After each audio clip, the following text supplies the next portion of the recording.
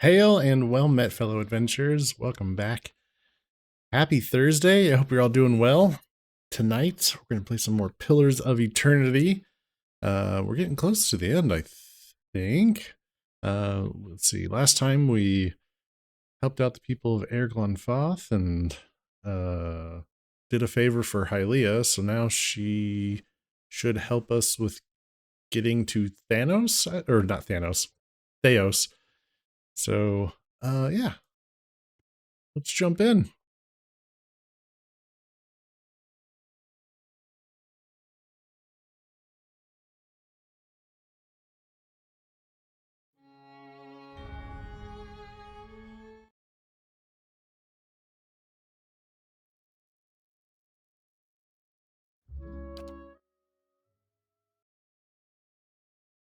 Let's see.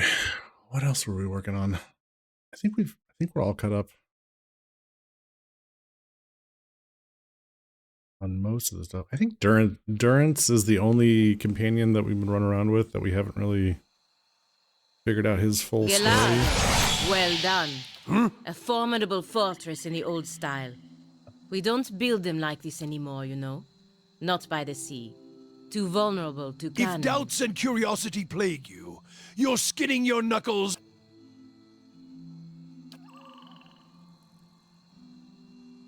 Nothing new to discuss there. If doubts and curiosity plague... There's still more here.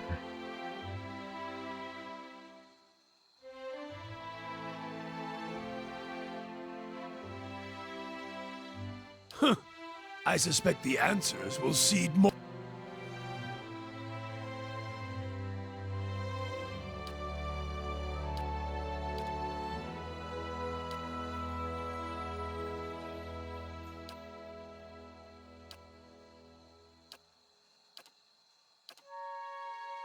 I don't know if we have anything.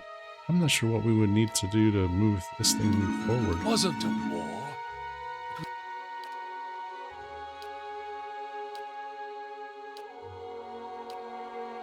Hey, Michaela. How you doing?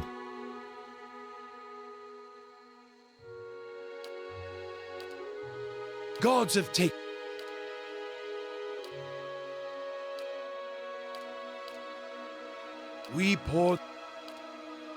We started saving the Aothasians from themselves, burning any that didn't die with their god. Heresy, as I see it. Every Aothasian who's... Can I count on you to keep me in line? Hey, Yohei. How are you folks?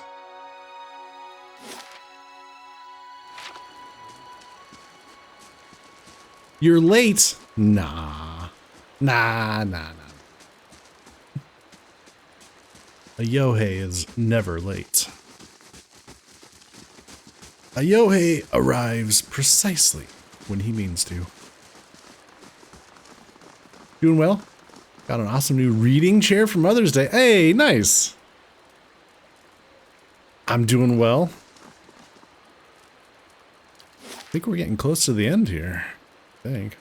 Let's see. Let's double check our journal here. Council stars. Earn divine favor. Okay. Yep. Set by terrible menace. Yep, we did that. Okay. Wait, what's this? Nest above the clouds. Petition Hylia. There we go. Yep.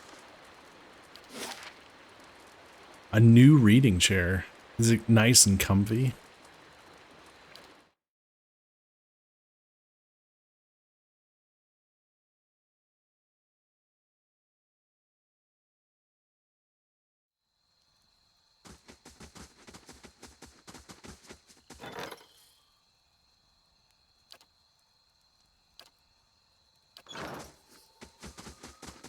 Yeah.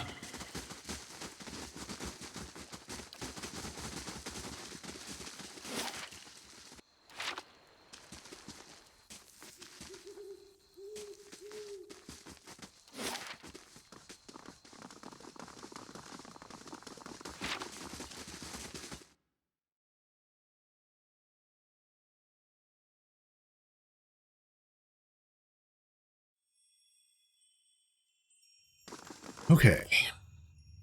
All right, Hylia. I did the thing. Will you help? Okay. You kneel while you pray. You feel the space around your body shift and melt, and you find yourself in a vision of the mountaintop temple. Yet you see neither worshippers nor a dragon, but a tree. Its limbs wrap around the perimeter of the temple, tapering into twigs and branches of all sizes and angles. They seem too long and too numerous to be held up by the meager trunk, but they hold steady in the breeze. A single sparrow lands on the nearest branch. It watches you.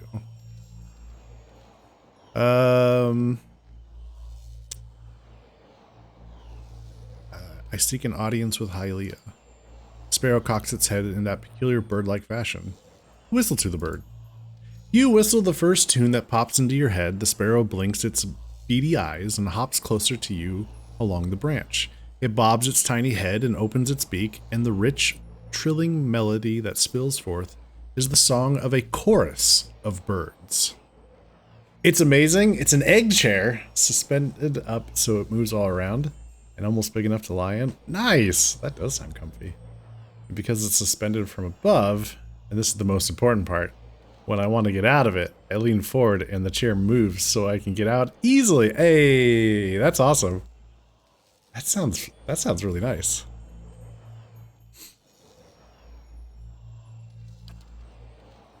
A massive flock descends with a thundering of wings and whooping, screeching, chirping calls.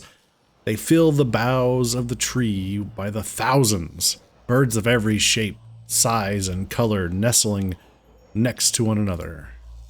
Pallegina sighs heavily. To be honest, I really can't stand birds. A breeze ripples through the air. The limbs sway, creaking with a strange, gentle rhythm. A few hundred of the birds flit from their branches, forming a brilliantly variegated flock in front of you, in front of the tree. As they meet and swoop in unison, you catch a glimpse of someone looking back at you, cloaked by the flurry of feathers. You journeyed to my temple and rid it of the dragon. Now my faithful may return, singing their joy to the skies and praising me through their creation. Life is creation and celebration. I'm glad to have served you in this. The breeze blows through the tree. A dove tucks its head into its feathers and watches you. Glad because you seek to protect life, or because you seek a patron.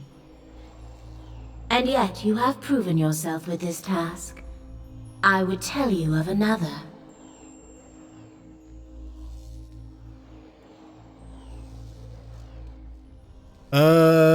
Okay, I'm listening. The birds return to the trees and nestle amongst their peers. The breeze ripples through the branches again, carrying the goddess's voice. You must stop Theos, and you must undo the tragedy he has wrought. Birds all over the tree begin to chirp and sing, and in the rise and fall of their voices, Hylia speaks. Theos acts but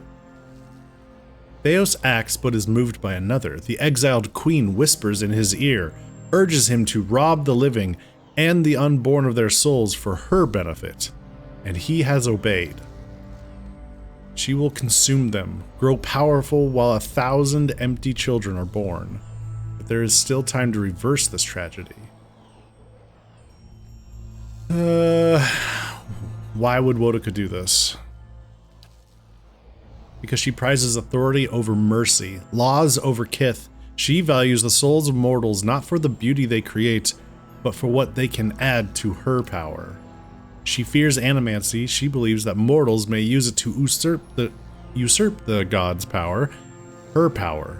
She cares nothing for the innovation of kith, and how could she? She gives commands, not inspiration. Sounds like Theos has collaborated with her for a long time. You know already that he has lived many lives. In each, it has been her voice in his ear, guiding him to serve her ambitions, urging him to protect her interests. The melody of the birds grows mournful, and each of his lives has been one stanza after another in a song of devotion to the Oathbinder. How could I return things to the way they were? The bird suddenly falls silent, watching you. The voice on the wind returns. Guide the trapped souls back to the bodies they were stolen from. Hollowborn children whose eyes have never seen the sun. You could restore them. Give their families hymns of joy after years of lament. The breeze tickles your ear. Peace and restoration give purpose to suffering. There is no meaning, no redemption in pain that does not lead to fulfillment. Symmetry demands that great rejoicing follow suffering such as this. Let's see. Not sure that it's possible to truly undo the harm Theos has caused. Perhaps it would be better to allow these souls to find new lives, or thank you, I will continue. I'm not sure that it's possible to truly undo the harm Theos has caused. Sagani flinches. Surely those wounds can heal, or don't you think the long absences could be overcome? You hear the cry of a swift, soft, and plaintive. Perhaps the years cannot be forgotten, and for some, perhaps it is already too late. But if you could restore even one soul, kindle one spark of life, raise one voice in joy, it would be worth it. All right, I will continue. When you reach the burial isle, you will find souls there that I have granted reprieve for their sins. I give these to you, for only they can bear you to safety on your journey down. And when you face Theos and the rotting fruits of his endeavors, remember the conversation we have had. In that moment, you will have power rivaling a god's. And after it, you will live in the world that you have chosen. Well, that sounds heavy. Choose Restoration, Watcher. Return the souls to the bodies they were stolen from. Swear to me that you will do this, and I shall give you power to make even Woodica quake. I can be merciful and terrible, Watcher.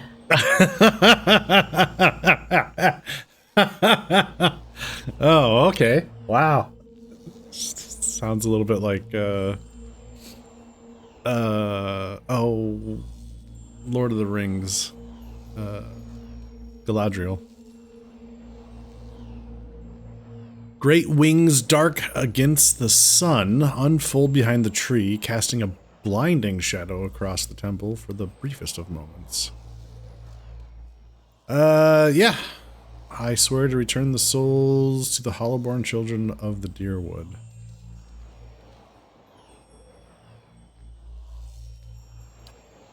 And I shall remember. The dark wings snap shut, and the tiny sparrow flits to your shoulder.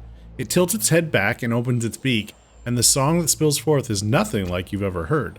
Melodies, at once mournful and beautiful, entrance you. The world becomes a place of pure color and sound. Each perfect moment follows the next, like the lines of a poem or the bar of a song. Wait, I'm not done with you. Oh, Hylia's boon. Pallegina steps forward inside the flock of birds. Oh, so Pallegina, for those that are unaware, Pallegina is a god-like of Hylia. So that's why she has feathers for hair and avian-styled eyes. Birds wheel and pivot, showing a flash of pale feathers. Who is this that speaks in anger? Let's be diplomatic. Please forgive Pallegina's boldness. Passion has been another side of my nature. There is nothing to forgive. The birds settle on the branches and regard Pallegina. It's not often that any of our kind get the chance to speak to their... What should I call you? My mother? Father? Those words seem to fall short and yet be too generous, given our history. The birds cock their heads, craning and twisting their necks to look at one another. You are angry with me. What did you expect? Should I be happy? To be like this? To live like this? What kind of creator does this to her creation and abandons it in a world this cruel? And should I have plucked you from your home, wrapped you in my wings, and brought you to a nest like this one? Some tranquil and harmonious place, far from the war chants and battle dances you love so well? A hawk shivers, ruffling its feathers. Tell me what you want. All I've ever wanted from any of your kind is to take some responsibility. Any responsibility for what you've done. To us. To every one of the children you've abandoned. The birds flap their wings, rising from the branches. You are a song of ferocity and one I love well. I hear your fur and rage, and it is music. Your prowess and valor leave a trail like a tapestry upon the world. I would not dampen your song, even with the comfort of my wings. What does that mean? Come back here! There's no response. Pelagina's fists clench in frustration.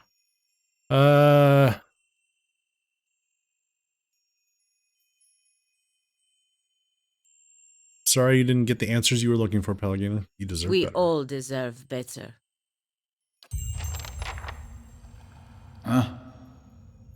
Oh, What is it, Watcher? does what we learned about Wodika trouble you? It stinks of her.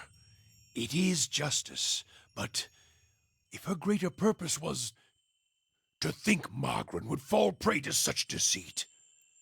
And Aethys, Widewind had always claimed to be invading Deerwood to free it. What if it were true? What if he had come to stop Wodika's plot before it began? Surely Aethys earned his death at Godhammer Citadel, but not for those reasons, not to keep him silent. If such a thing has brought about this chaos... Tilts his head as if listening to an inner voice. Then he frowns, the frown deepening as he speaks. Must we always be tools of gods? If Wodika and Margaret, if they are the cause of this, the Hollowborn, if the purges were never necessary, if Aethys was fighting back... Then your Godhammer didn't save Deerwood, it doomed it. We'll say Aethys needed to be stopped, and so does Wodika. I know it had to be done. Would it have been better had you been spared this knowledge? No, I am glad to have walked this far with you, seen this truth. Perhaps it was what I was meant to see, with a watcher's eyes. All these dances of words and intrigues, machines of men, twisted, ripping the souls of children, and by the gods, the goddess of justice. If I could end her like Aethys, Margaret burned her once.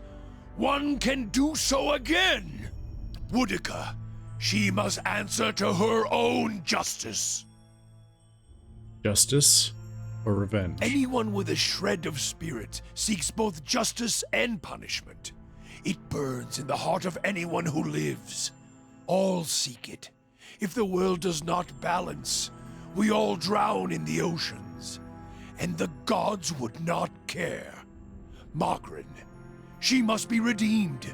And punishing Wodika, that will serve. Do we know that Margaret was not a willing accomplice, or Margaret was allied with Wodika? She tried to kill all the makers of the Godhammer. Do we know that Margaret was not a willing accomplice? Is this some final joke at my expense? To test my faith further? And why would you think that, Watcher? Well, let's see. You said you left Ashfall without telling anyone of your departure. The others who made the Godhammer, they all died, didn't they? That's why I saw their symbols fade from your staff.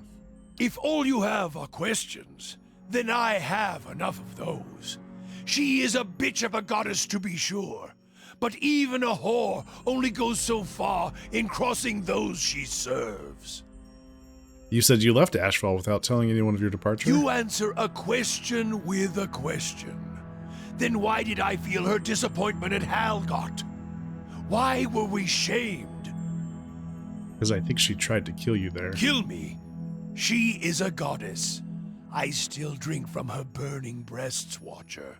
If she wished me dead, she could trace me to my source and kill me. In the dream of the Godhammer, your spirit looked blurred, indistinct in the light, as if it had been sheared from you. Durrance stares at you, his expression frozen, but he's silent, listening. If you had been damaged as I saw... If you had been damaged as I saw in the Godhammer's vision, then she may be unable to see you as you once were. Durrance turns from you for a moment. His face twists in thought, conflicting emotions running across his features. Finally, he turns to you, his face steady. There's no proof, Watcher. I was a fool to think you could help me see any farther than I could. If you don't trust me, then trust your staff. Admit that the other Godhammer builders are dead. Durrance turns to the staff, and for a moment, you see his eyes burning, taking in the edges of the wood, the symbols inlaid there. The 11 faded circles. They died in the blast, yes. The other 11. I was the only one to walk away. I thought we had wronged our goddess. That this was my trial, and if I could prove myself worthy of her!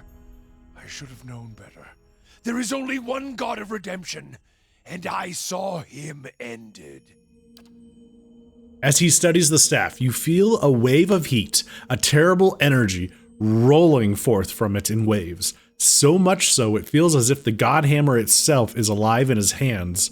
And past it, you hear a cry, like a child being born, and your eyes feel the flash of white. Then 100 imagined shades of purple and white, streaming and circling into the howling of a storm, and beneath it, the grinding of ancient machines of stone, rock, and metal, grinding and turning until all around you feels as if it's burning, sinking into the shadows of the earth, beneath the ground, the only place where a spirit might find refuge.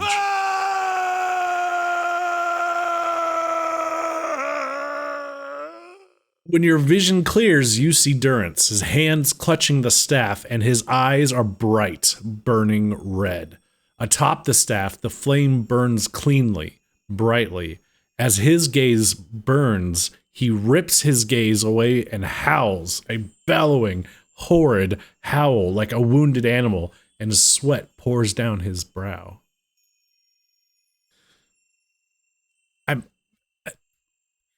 Oops, I might have broke Durrance. Oops.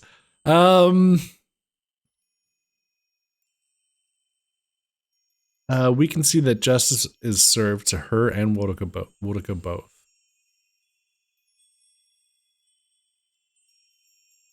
To think I served her, I followed her.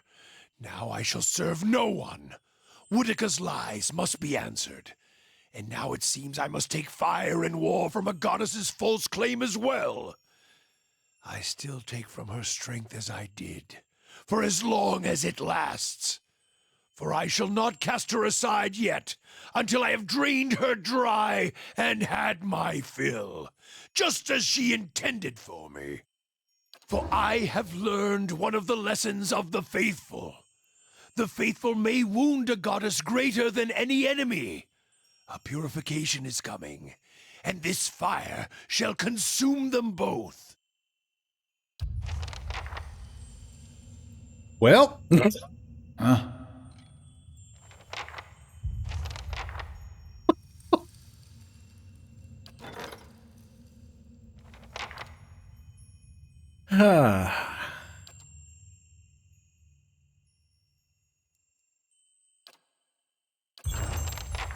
he seems very stable.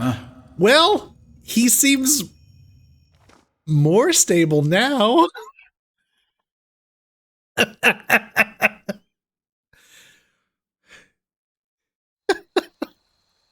Sure. Stop right there.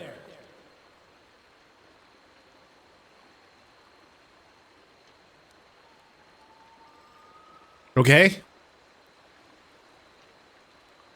Now what? So it was what I was gonna say is I've always kind of seen Durance as when you first meet him, he's kind of got this simmering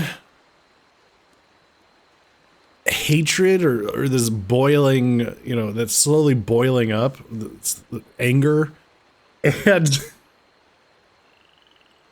this kind of seems the moment where it finally popped, like all his anger just spilled forth at the realization of what's going on. It's definitely like I remember when I first played the game, he was off-putting to me, as he was like a weird character that I just wasn't getting. But I feel like as I've gotten older, I kind of understand him a little better. I don't know, maybe that's weird. I haven't stolen anything. Hey Lemke, welcome in. He's never not intense. Yeah. Hi Duke, how are you?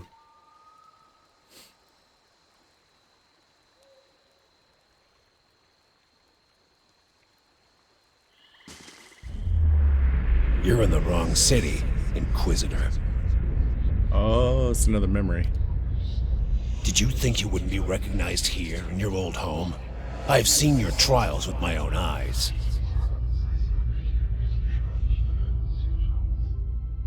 Oh, you're gonna stop right in the middle. Okay. I've seen you light pyres with good people tied to them, people I'd known many a year. He seizes you by the throat, and your airway tightens. Whether real or imagined, you cannot tell.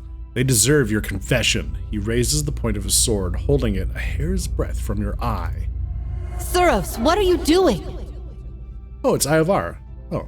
Startled, the soldier releases you immediately and turns to face the speaker, a woman in a plain wool tunic, fully a head shorter than he, but somehow seeming to tower over him. You have seen this woman's face before, but from afar, bloodied and burned as she lay stretched across an iron wheel. At the moment, it is marked only with concern. An assassin sent by the Inquisition, my lady, daring to approach our camp. If he is so poor an assassin as to approach an armed guard in daylight, I should have nothing to fear. I would hear what this man has to say. She stares him down until he can no longer face her. He turns away, sour-faced, watching you through sidelong glances, his knuckles white around the pommel of his sword. You're flustered, but happy it's your weekend. Yeah, that's true. It is you got a nice 3-day weekend. Why are you flustered? What happened?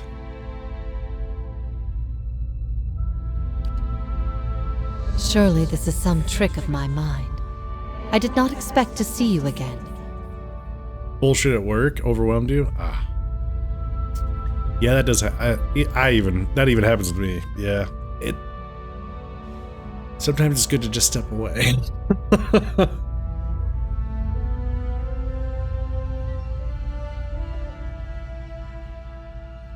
Okay, so we can lie to her, which I'm not really. Let's not lie to her. Grand Inquisitor Theos Ix Arcanon dispatched me here to spy on you. Are things as desperate as that over there? I'd never have known. I hope your next assignment is more stimulating. Listening to my lectures is dull work for a spy. It is special to have an old pupil return to me. I must have done something right, even after having taught so much that was wrong. Whatever your reasons, I've missed you over all these years. Having you here now, at a time when I'm surrounded by strangers, is a wonderful gift. I would like for you to stay here in our camp as my guest. My Lady Ivara, I beg of you. This is an Inquisitor. This is a desperate attempt on your life. The only way it can succeed is if you allow it to. This is a missionary, same as I was. Taught the wrong things as I was. If I can't have faith in one man's ability to reason, once he knows the truth, what hope do we have? My lady, he admits being a spy. That should make him less of a threat, wouldn't you agree? I have nothing to hide. All I see here is an opportunity to persuade someone who could help us. We have many former missionaries here. They are our most loyal, our most helpful. Many have died for us. These are not people we should be turning away. And if the Inquisition wants my life, they can have it. But they know as well as I do that my cause will not die with me. Come, we have much to talk about.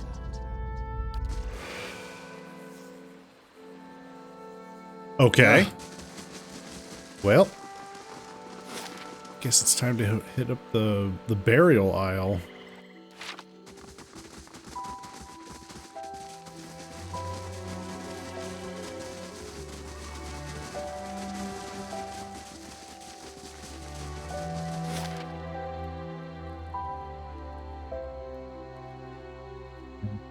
Song?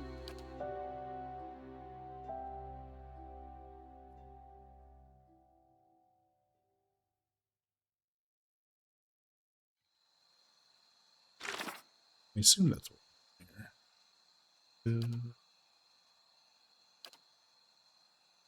Descend the pit in the burial aisle.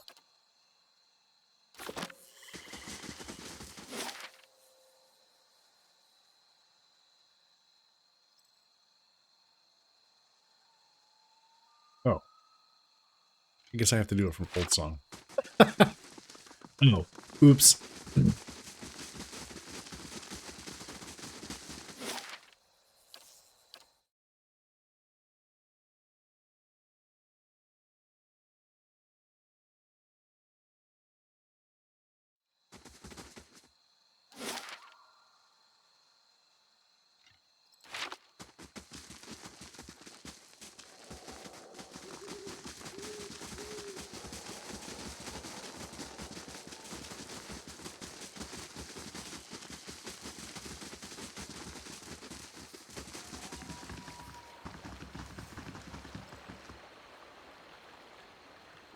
Gonna go ahead and save the game. Okay.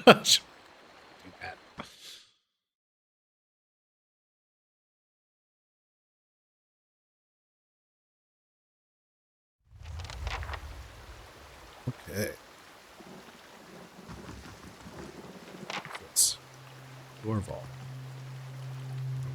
Dorval greets you with the same quiet smile. Have you finished your business here? I'm ready to oh. No sign that anyone's been here in ages. Oh. Do you remember when we were children, and the missionaries came to tell us about the gods? They told us we could see them in the stars. I remember when I heard that, I snuck out at night and climbed the watchtower in the old fort because I wanted to see them better. That fort burned down a few years ago when we cast the missionaries out. It was the missionaries who set fire to it. They didn't want us to be able to use it. Shame. There was history in that fort. See, that fort outlived its use. It was a false sense of security. Or they'll do a lot worse if they return. Probably one. Yeah, they'll do a lot worse if they ever return. Those missionaries are all inquisitors now. Strange to think they're the same people underneath, but I suppose you would know. This is your home as much as it is mine. Do you worry about it?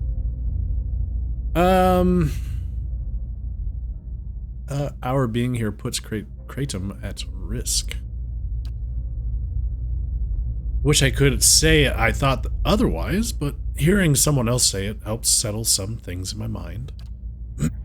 I miscalculated many things since this began. I'm relieved you weren't one of them. It's a good thing we didn't hang you. Thanks. I always knew this path would have consequences, but I never wanted to see Kratom suffer on my behalf. I don't think I can stay here any longer. I am told the Inquisition is gathering an army, that they have sent messengers to bargain with rulers from distant lands. Kratom is not built to withstand a siege. If war is coming, I should be doing what Theos is doing. I will need allies. Allies in a stronghold that can resist an invading army.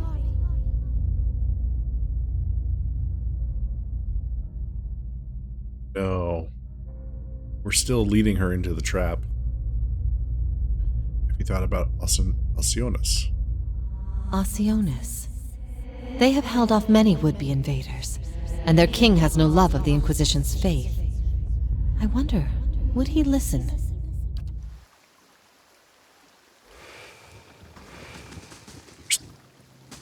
Leading her in.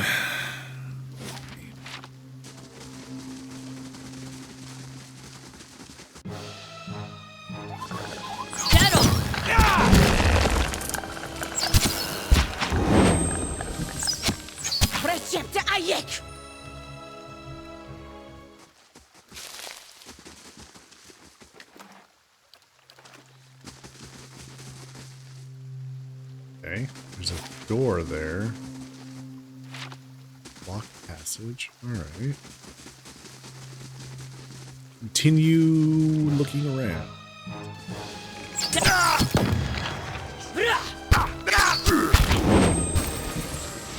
Got him. Gotcha. Let's go.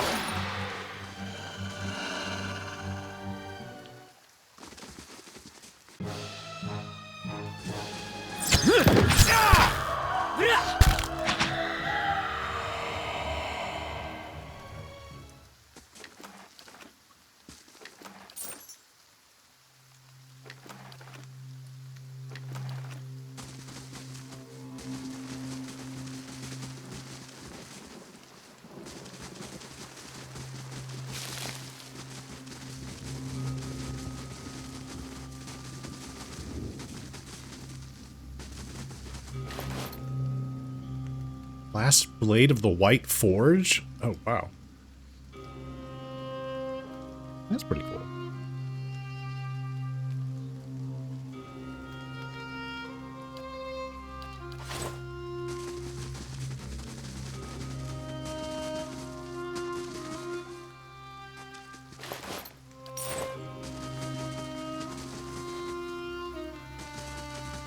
I just sucked that spirit into me. Okay. Sure did. Huh. Make of that.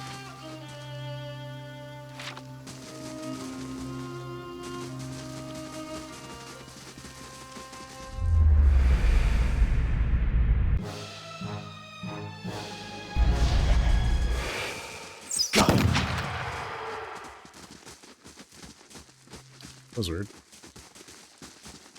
Alright, so this is where they burned people, it looks like. Lovely.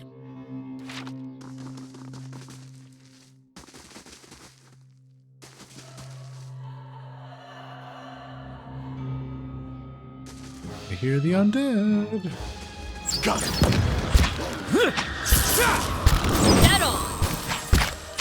Moeth Ixiana!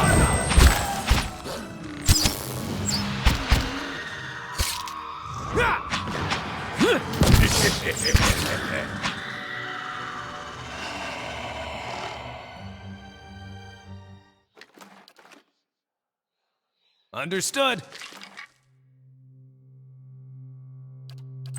+3 amulets.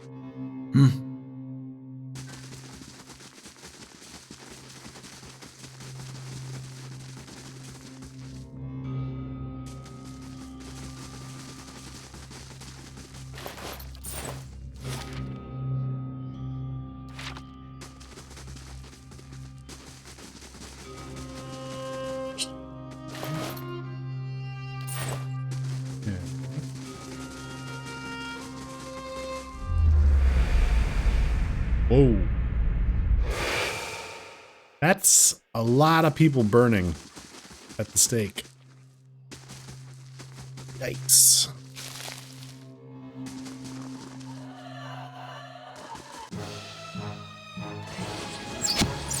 Good shot with this.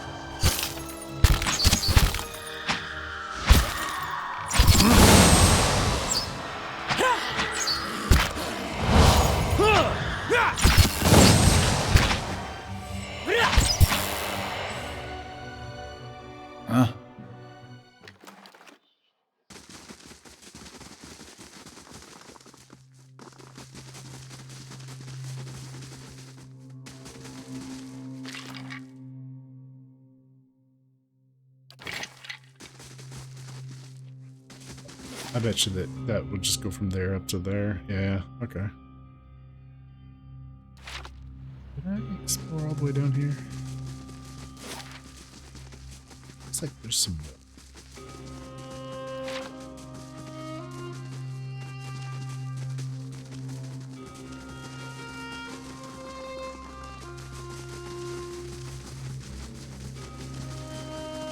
Nice.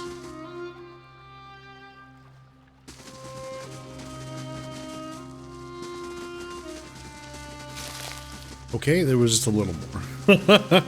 Oh, wait. What's this? Oh, no, just a little. Okay.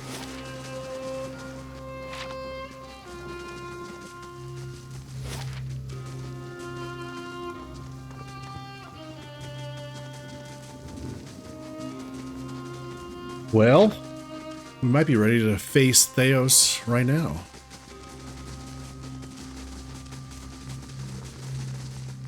All coming to a head.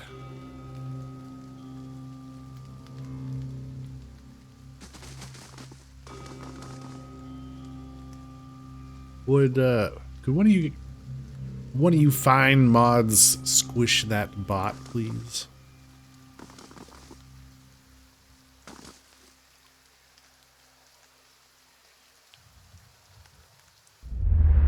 Another turn, Inquisitor.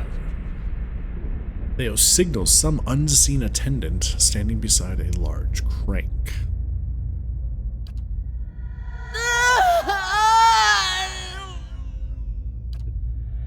I ask again, Jovara Ixensios, do you confess to these heresies of which you stand accused?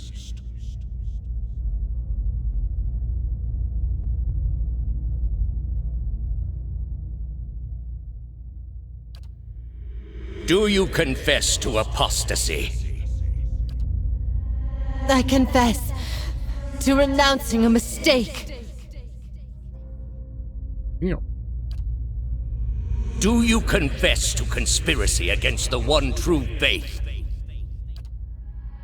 I confess to opening minds. Do you confess to false prophecy? I confess to following a false prophet. Indeed. And where might we find this heretic? He wears the robes of a Grand Inquisitor.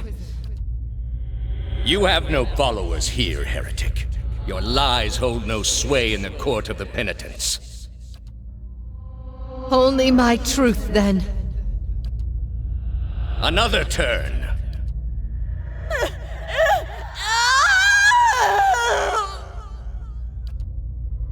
No! Wait! I'm ready. You are ready to give a confession? I'm ready to hear one from you. Theos shakes his head and points at the Inquisitor, and the scraping grind of rusted gears echoes in your mind as the apparitions fade away.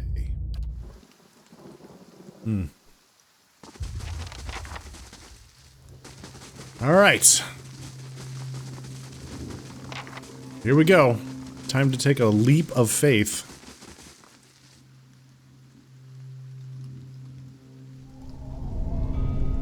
The great pit lies in the shadow of the statue of Woedica. No light from the surface reaches the bottom, but even so, you catch flickers of a ghostly glow in the depths. A wind from the pit buffets you. It isn't cold, but it raises goose flesh along your arms. The wind carries a whisper, low and sibilant. As you look into the pits, souls gather around you. They encase you in a cloud of essence that swirls around your body while you consider your next move. Jump! You jump, trusting in the promises of the gods and the powers of the souls to bear you safely down. The sudden drop takes your breath away, but the souls catch you, encasing you in a shining, thrumming aura. But while they slow your descent, you can still feel that you are falling faster than you should. The essence flowing around you is strong but chaotic. you find yourself drifting toward the wall. Mind the wall, Gigolian! That'd leave all kinds of marks. Take control of the souls to guide yourself to safety.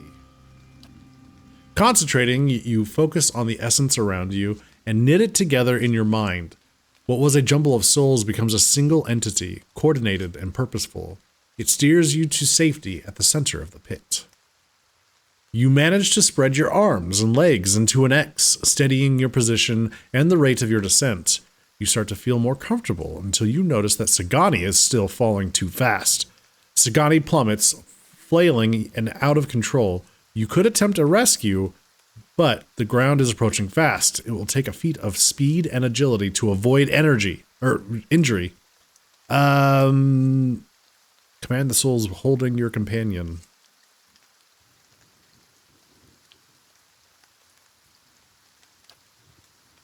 Your soul reaches out toward the turbulent essence surrounding Sagani. Through the incredible force of your will, you are able to organize and bolster the lost souls enough to slow your companion's fall. Sagani reaches the bottom with a gentle thump. You reach the court of the penitents, millennia-old stones, safely under your feet. Your party is considered high level for the content in Act 4 if you would like. Critical path can be increased in difficulty for more of a challenge. The rewards you receive will be the same regardless of your choice. Meh.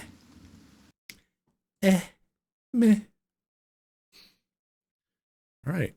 Well, maybe we're not as close to the end as I thought. Eternity, your rapid descent comes to an abrupt end. You remain still for a moment while your heart settles and your eyes adjust, breathing in stale, forgotten air.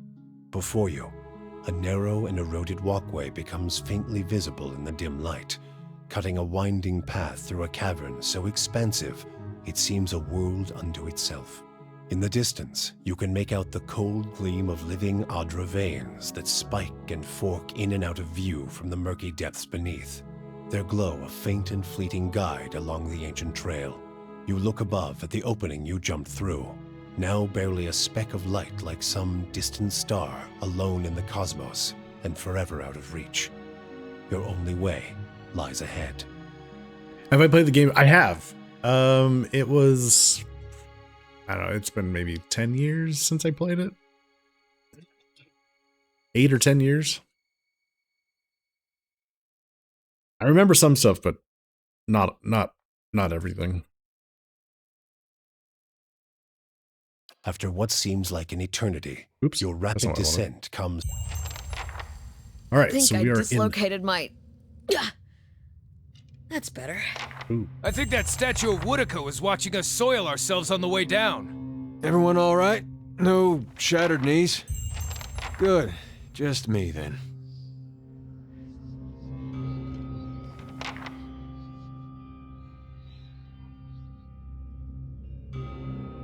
Okay, what was that new ability we got? Hylia's Boon. +1 perception, +1 lore. Oh, nice. Huh? Alright. Sure. Have you played the Pillars of Eternity games, Lemke? Is it Lemke or Lemke? Take a look at this. Trap.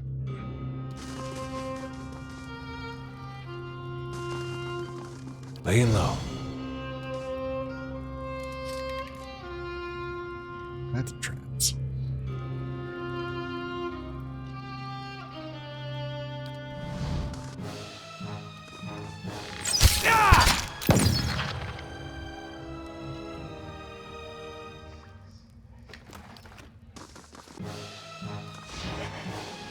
Jettle! Let's go!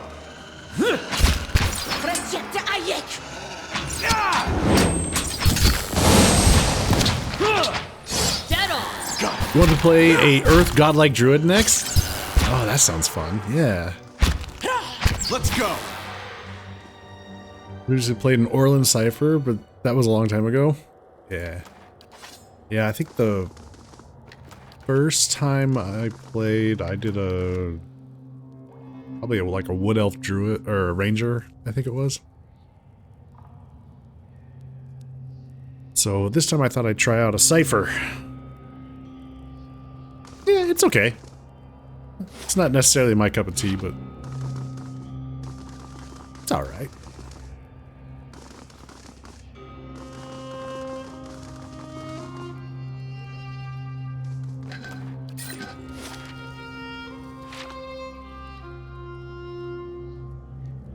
Playing as a cipher fits Beth would... Yeah, thematically, yeah. I think you're right.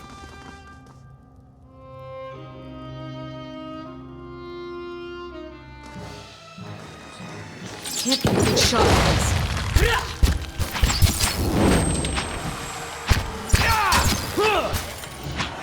Be at peace, my friend. We will avenge you.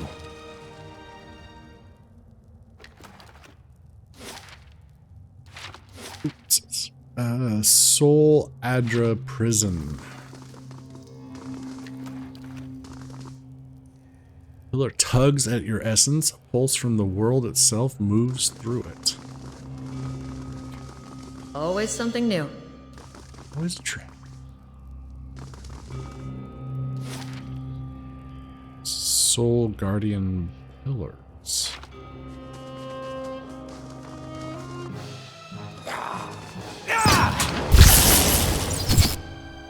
I'm ready. I'm ready. Get in there.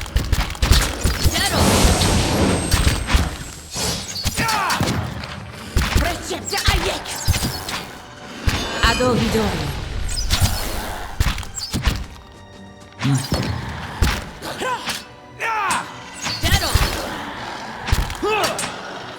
Moe Ixiana.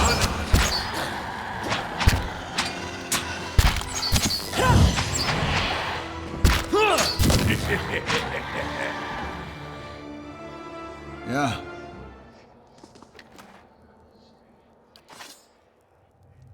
Right.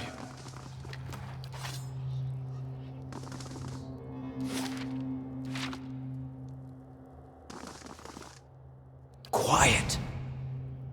I've got this. It's done. An exceptional robe, huh?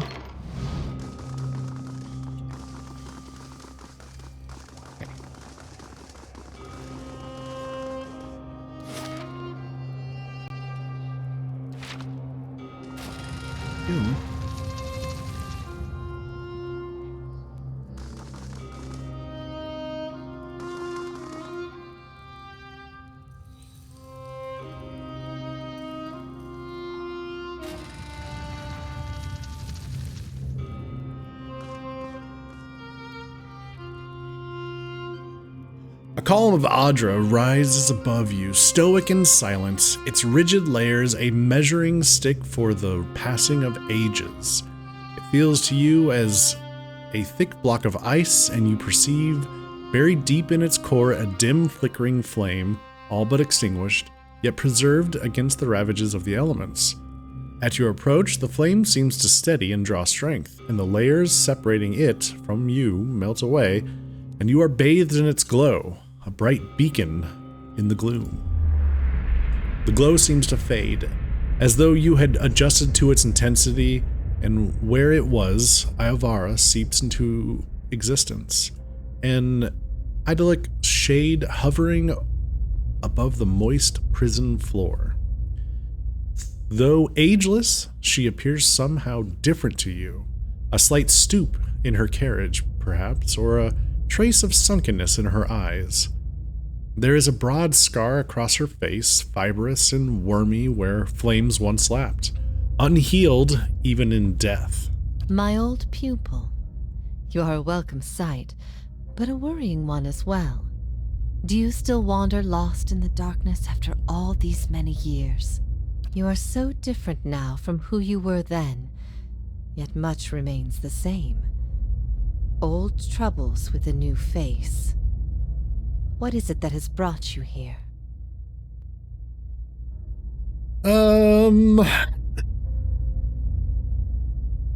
It would seem that I have unfinished business here. I'd hoped after our last discussion you would find what you sought. Has it eluded you all this time? I can only guess your presence here has something to do with Theos. The energy of this place changes when he is near.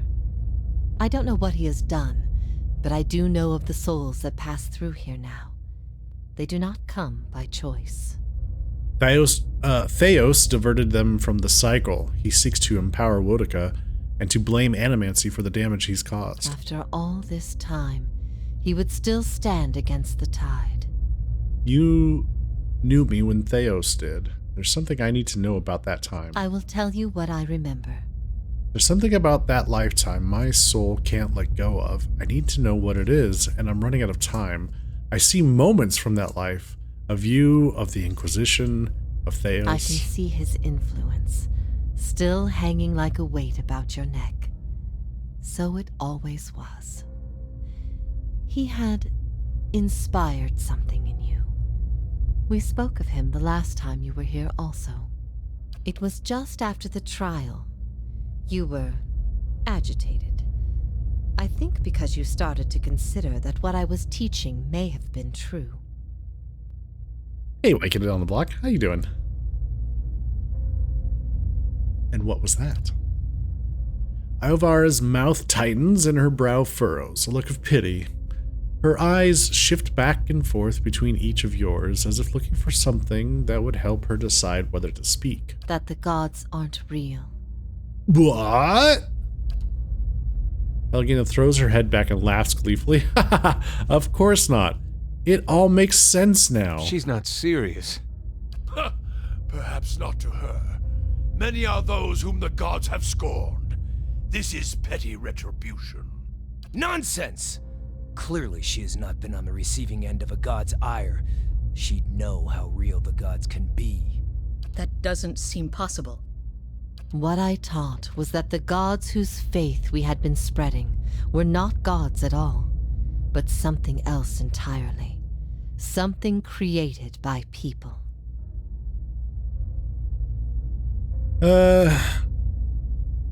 Who created these gods, and for what? They were conceived by Engwyth, a society of high minds and broad concerns. Theos' people. In their time, every people worshipped its own gods. Sometimes they warred over it. After a few wars of their own, the Engwythans sought an end to it. They devoted all their energy to finding the true creators. Doing fine? New stitches? What happened? Generation after generation, they prodded and worked the stitching of the world and unlocked its secrets. One day, they found an answer. Except the answer was no answer at all. There were no gods to be found. Or if there ever were, they were gone. It shook them, this finding. If they could discover this on their own, how long until others would? How long before war and chaos reigned over a world without consequence? But they had mastered many things in their pursuit of these answers. And with their mastery, they crafted their own gods to fill the void, and sent missionaries to the corners of the world to spread their faith. Rachel just needed to close up some new holes. Oh. Okay. Holes that suddenly appeared, or like an abscess type of thing.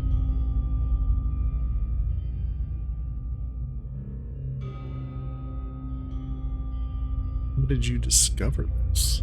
The Engwythan missionaries all knew it, but they never told the rest of us.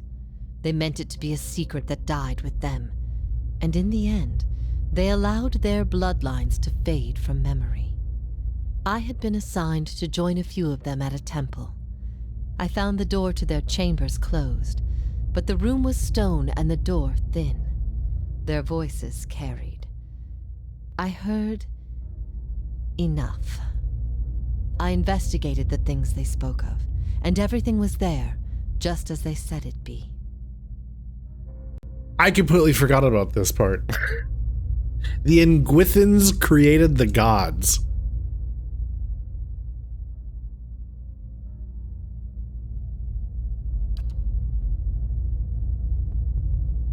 Later on, after I left the Order, a few Engwithans found my words persuasive and joined my cause. They revealed what I did not already know. Okay, so this is why you started your own faith. I never thought of it as faith, but I think you are right to call it that. Let the world see. Let them decide what to do. That was my faith. I became a missionary because the gods brought me hope that I wanted to bring to others. For a time, the truth sent me to a dark place. Then the day came when I realized nothing had changed, that I still had a purpose, and the purpose was the same and it was worth living for. I began questioning the other missionaries in public, exposing their parlor tricks. In time, their following became mine. Is it true what you taught? You asked me this once before. Nothing I can say would be any proof, and it may be certainty your soul craves. Resolution. But if you are bound for the same place Theos directs these souls, you will see for yourself, as you once did. I got into a not-so-fair fist fight with a group of people outside of a bar. Oh, no! Oh, man. Well, I'm glad you're able to get fixed up. Hopefully there wasn't any lasting damage. Goodness.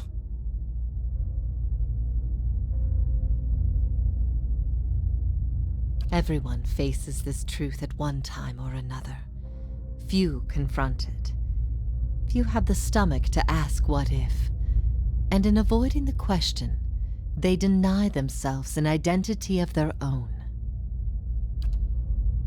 Elvira scans her audience in silence, her eyes thoughtful, lingering on each member of your company in turn, finding interest in things unseen. What if all the tragedy, all the persecution, came in defense of an imposter? But that's not... That can't be right. Aethys, he's done miracles for people. The power of the gods is undeniable. The truth of the story they weave is not. What if it were forbidden knowledge rather than fault that earned your doom? What of your guilt? I have seen with my own eyes the deceptions of my goddess. The Watcher has shown me as much. But it was not until now that I understood how truly desperate she was. The depths of her deception. Yeah, get fired up, Durance. Honestly, aside from a bunch of scrapes and bruises, it was just a long gash up your side. Genuinely wouldn't consider it at all that special of an incident.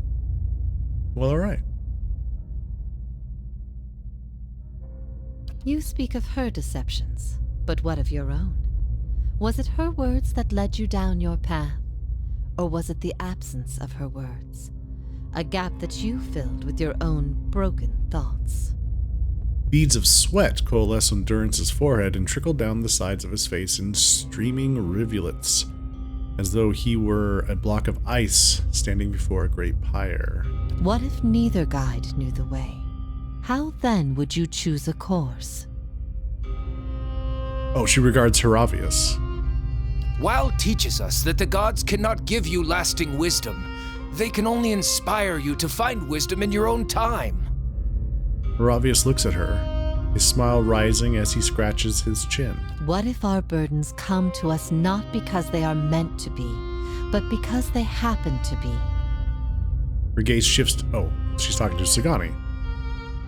Now you're just playing RuneScape in bed. Hey! Nice. How's RuneScape going? They shape us all the same. It doesn't matter how I drew the small tooth, or even that Persock had become a deer. The task fell to me, and I completed it. What if even mastery over all things cannot answer the most basic of questions? I stopped asking those questions long ago. It is enough to care for those we love with the time we have in this life. Feel the weight of Vara's translucent eyes upon your soul. What if we can be assured of nothing? You remembered why you stopped playing, but you're having fun again? That's what's important. As long as you're having fun. Well, let's see. The only value is in the things we create ourselves. And we'd best build our own strength so we can bear it. What if we can be assured of nothing? Okay. Then only when we cease to exist as beings can peace be found. Then it is the questions that have always posed more value than their answers. Then the fewer people who realize it, the better. That all we can do is endure, or I don't know.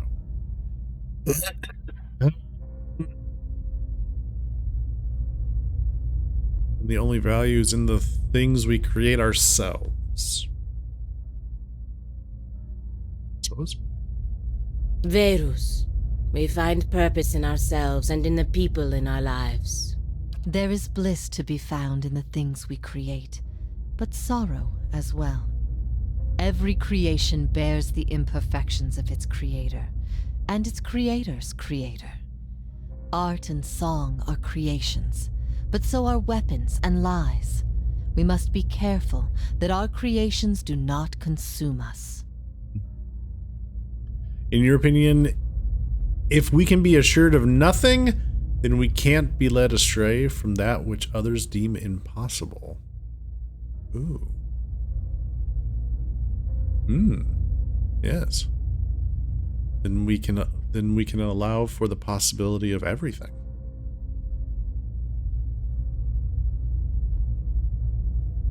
I ask these things not to trouble you, but to show why they must be confronted.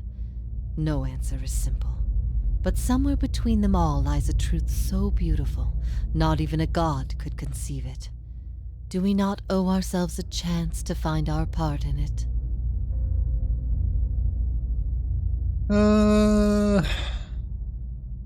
Sure. We do, even without assurances, there is still truth. If that is truly what you believe, then you are a far different person than the one I knew. I've been alone here with my thoughts for so long now. I've found peace with my failures and with my punishment. I no longer curse fate for what might have been. But there is one thing that has clawed and scraped at my mind all these years.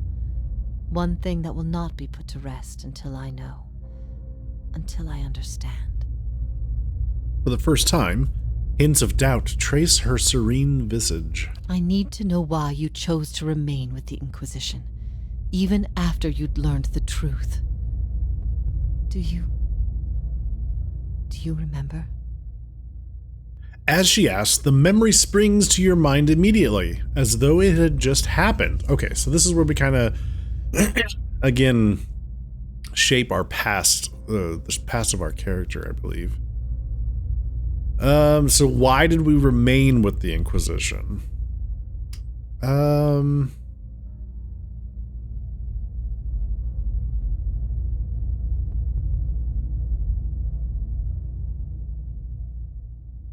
So, let's see, our character...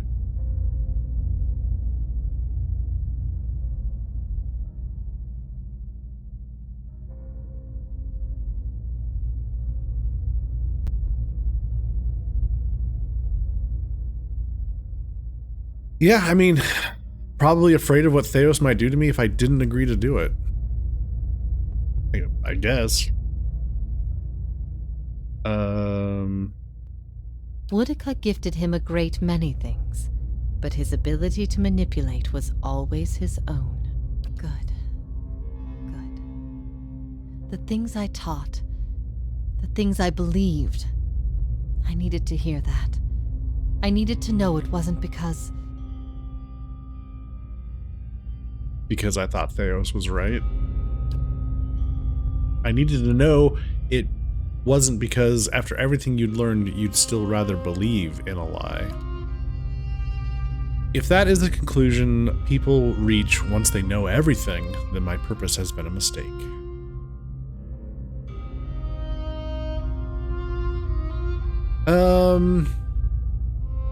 Did my opinion matter so much to you? You were a blank slate to me once. A blank slate that I had taught the wrong things. I'd given you a false faith. I had to know I could undo what I had done, redirect you to embrace the truth. You had heard both sides, seen everything. If not you, then who? Let's see. You're never going to be able to convince everyone of anything, true or not. There will always be dissent.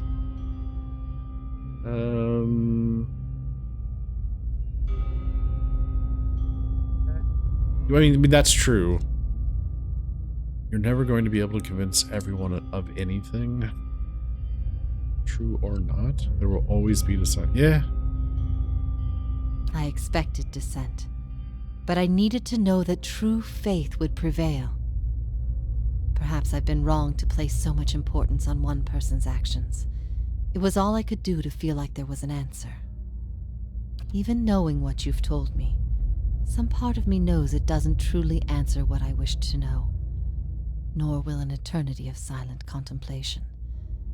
I will have only my guesses and suspicions, and that will have to do. And what of your understanding of our past? Are you at ease with the choice you made? Let's see. I see the world differently now than I once did. I regret what I did to you and wish your forgiveness. There is nothing to forgive. The fault was always mine. I led you down the path that led to Theos. When I tried to steer you back, it was too late. To have taught someone wrong is far worse than to have done wrong yourself. Long have I wished to make amends for this, but the time has long since passed. At first I thought this might be the source of your soul's anguish, but now I see I was mistaken. You are not divided on this matter. You have put it behind you. It is with Theos that your agony lies, in sun and shadow. Your questions are not for me, but for him. And it may be that only an answer from the mouth of Theos himself will satisfy your needs. Yet if there is anything I can tell you that would be of use, ask and you shall know. Okay. Are you bound here until the end of time? In a matter of speaking. This is Braeth Yamen, the court of the penitents. Souls are confined here until they repent.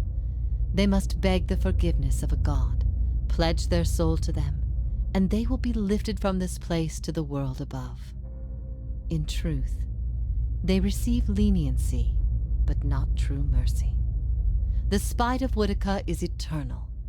They linger above, at the side of the old court, and are not permitted to leave the island, forever severed from the cycle. This prison was full once in the days of the Inquisition, but time weathers all things, even will. I'm the only tenant who remains. Wow. Yet, I feel their presence strongly now, as it was in the beginning. You have brought many of them here. They cry out for the judgment of Theos. You have struck some bargain with the gods, then.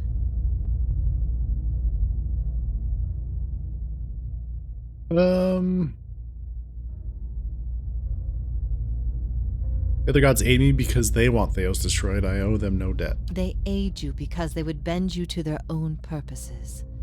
Engwith built gods from ideals, and an ideal on its own is a grotesque and vicious thing. But these souls, these forgiven the gods have bequeathed you like chattel. They were loyal followers in life. They will be with you to the very end.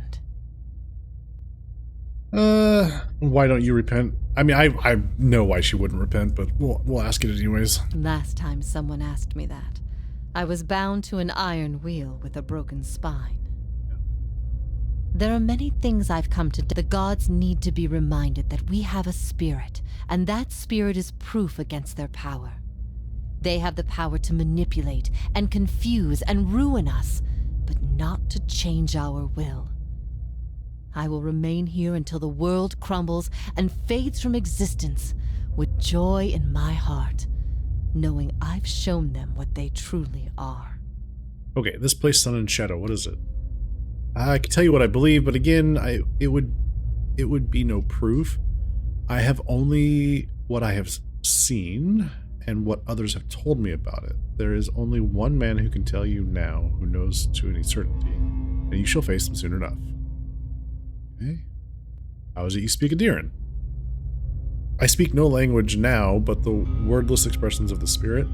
It is through my connection to you that I'm able to draw upon your words and form them as my own. Do you know what it is I need from Theos? I could not say for sure, but you have been to Sun and Shadow before, and it came at a crossroads in your life, when much of what you knew had been upended. I have to believe it will come to you there. Your concerns then were of loyalty and trust and the gods. Everything I told you seemed to send you further into doubt. His words mattered to you when you knew him then. After you and I spoke, you went immediately to seek him out. Perhaps you simply sought confirmation from the man you trusted. If something from that time still troubles you, it may be something he told you then, or refused to tell you. He keeps secrets better than any in this world. Why has Theos done all this? He cares only for the secret he keeps locked away. He destroys anyone who might discover it, no matter their chances. That's why he's always favored Woedica. It isn't in her love of promises or justice. It's her disregard for the rules. Her willingness to do what is necessary. To Theos, she's not a deity, but an ally with which to conspire. When her power waxes, she does as she pleases with this realm, as well as hers. And she wants that secret guarded as much as he. If Theos succeeds, there will be a shift in the balance of power among the gods.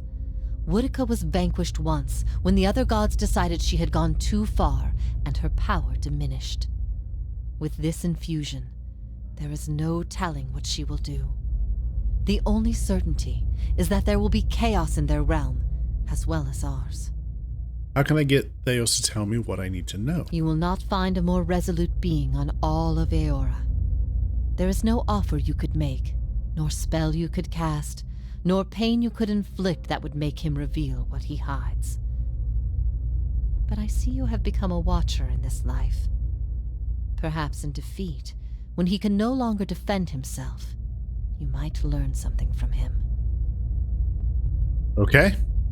Theos will not wait for you. If you do not catch up to him now, you may never find him again.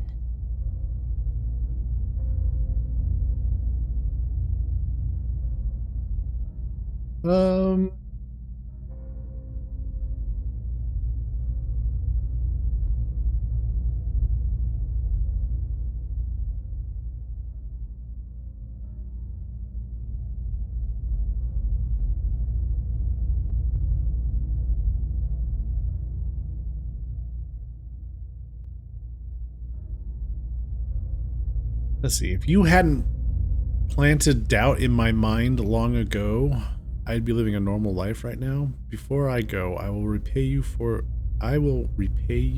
this curse? Oh, Jesus. Your defiance here is an illusion. You are a slave to the gods, bound to their rules, stuck in their system. Your continued existence is proof of the gods' dominion over all of us. Yeah. Well.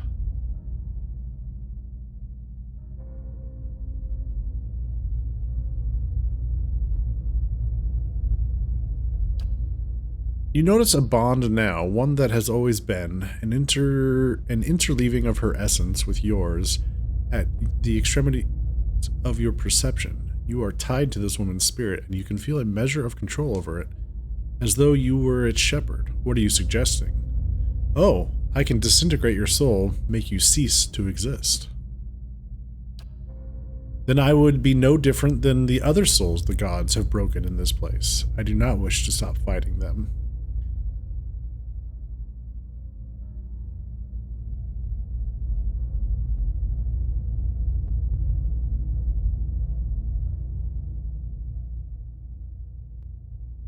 Yeah, you are powerless as their prisoner. Only when you free yourself from their control will you have truly achieved a final victory.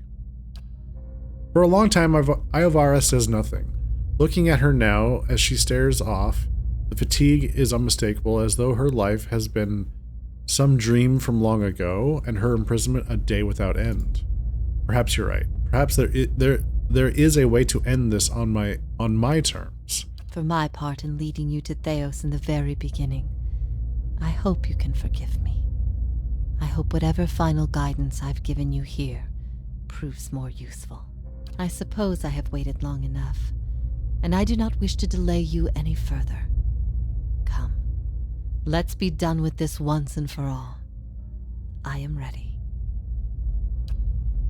In your mind's eye, Iovara's soul becomes a doll of parchment. You focus flies toward the doll in waves of sparks that gather in clusters at its feet.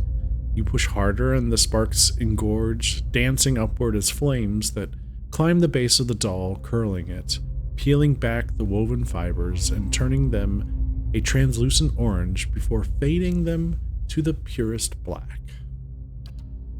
The doll seems to hang there for a moment as the last of the parchment is consumed by the last of the flame, leaving only a few tenuously connected strands to hold together its shape like some intricate work of lace. Iovara tips her head slightly to you, and with that, the last strands give way, coming apart as particles of ash that scatter, carried on some invisible breeze into the nothingness beyond. She is gone. Huh? Yeah, that's kind of neat. It's kind of like she escaped the prison without repenting.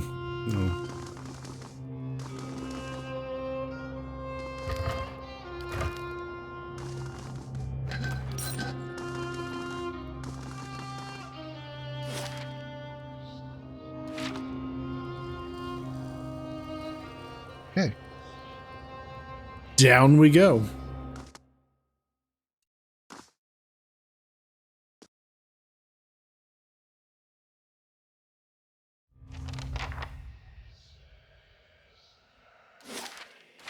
All right. Theos. Even my Stelgar eyes can't see in this darkness. You killed my father.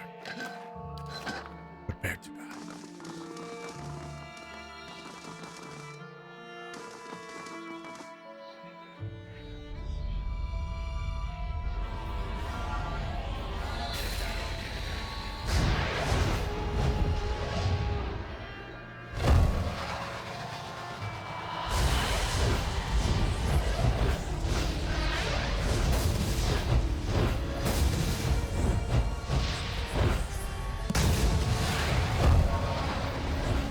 Let there be light.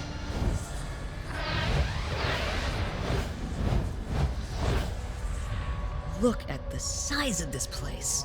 Incredible! I knew the builders could work wonders, but this is amazing! We light our own path now, Watcher. Can you do that again? I had something in my eye. I missed most of it. Damn it, Adir.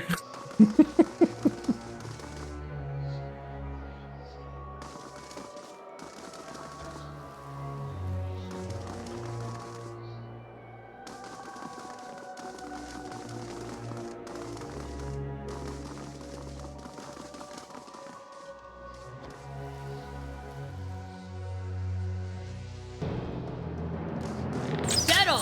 Oh, look at these things. And within shades. Let's go!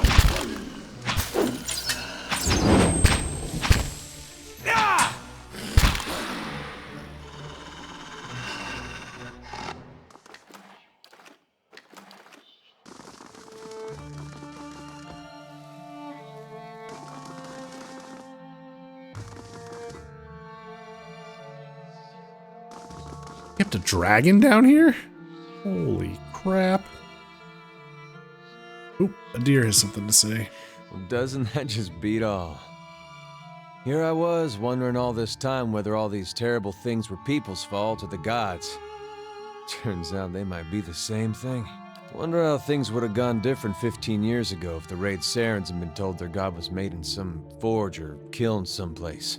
Would we still have gone to war? People were starving. They'd have rebelled sooner or later. I could see the rebellion still happening, but I don't know that they would have invaded. He looks down at the ground, drumming his fingers against his side restlessly. When he speaks again, it seems half to himself. I don't know. When Woden left for war, we, had a fight. As brothers will. What about? About him going off to war. He was set on it. My parents warned him. They said you get a new country with every trip across the border, but your god, you only get the one. Me? I didn't know who was right. All I knew was I didn't want him to go. It's the same for families as it is for gods. You only get the one. I said every vicious thing I could think of, trying to change his mind. He brushed it off. Just got me madder, of course, him being so calm. He said I should come with him, but he'd understand if I didn't want to. I told him he'd better be able to face his god one day and answer for what he'd done. He said he'd keep that in mind. And then he was gone. By the time I'd cooled off, months had passed. One morning it dawns on me that my brother always knew better than me. If he was so sure of what he was doing, then I should be there with him. I packed my things and was on the road that same morning. Of course, what I didn't know then was he'd already changed his mind. By that time, he was dead on that field.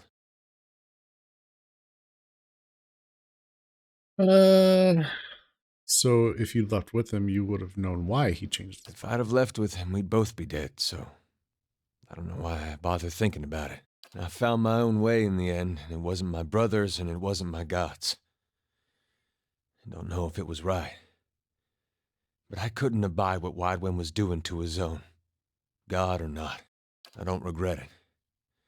Whether Wydwin was Eothas, well, it hardly seems to matter after what we just heard. And all these questions I've been trying to figure out. I think I just miss my brother. You think he went to Wydwin because of what you said to him? Crossed my mind. You live in a place like Gilded Vale. You don't have a whole lot else to do other than think about things you don't want to think about. I hope that wasn't it. I hope he went there because it's what he thought was right. But it seems I'm not meant to know. Still one more mess we gotta straighten out. Come on then. I still owe you one.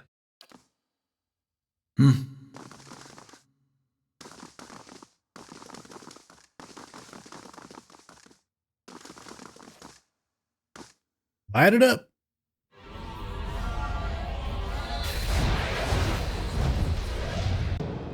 Yo. A Durgan. A shadow dragon. Damn.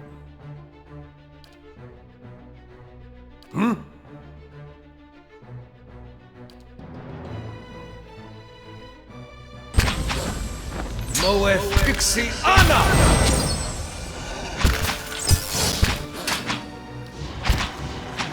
Can't get a good shot with this. Huh? Okay.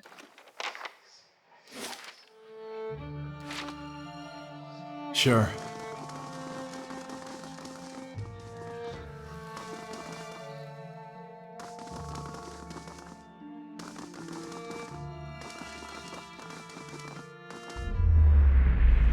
Shadows in the cavern suddenly lengthen and swallow you.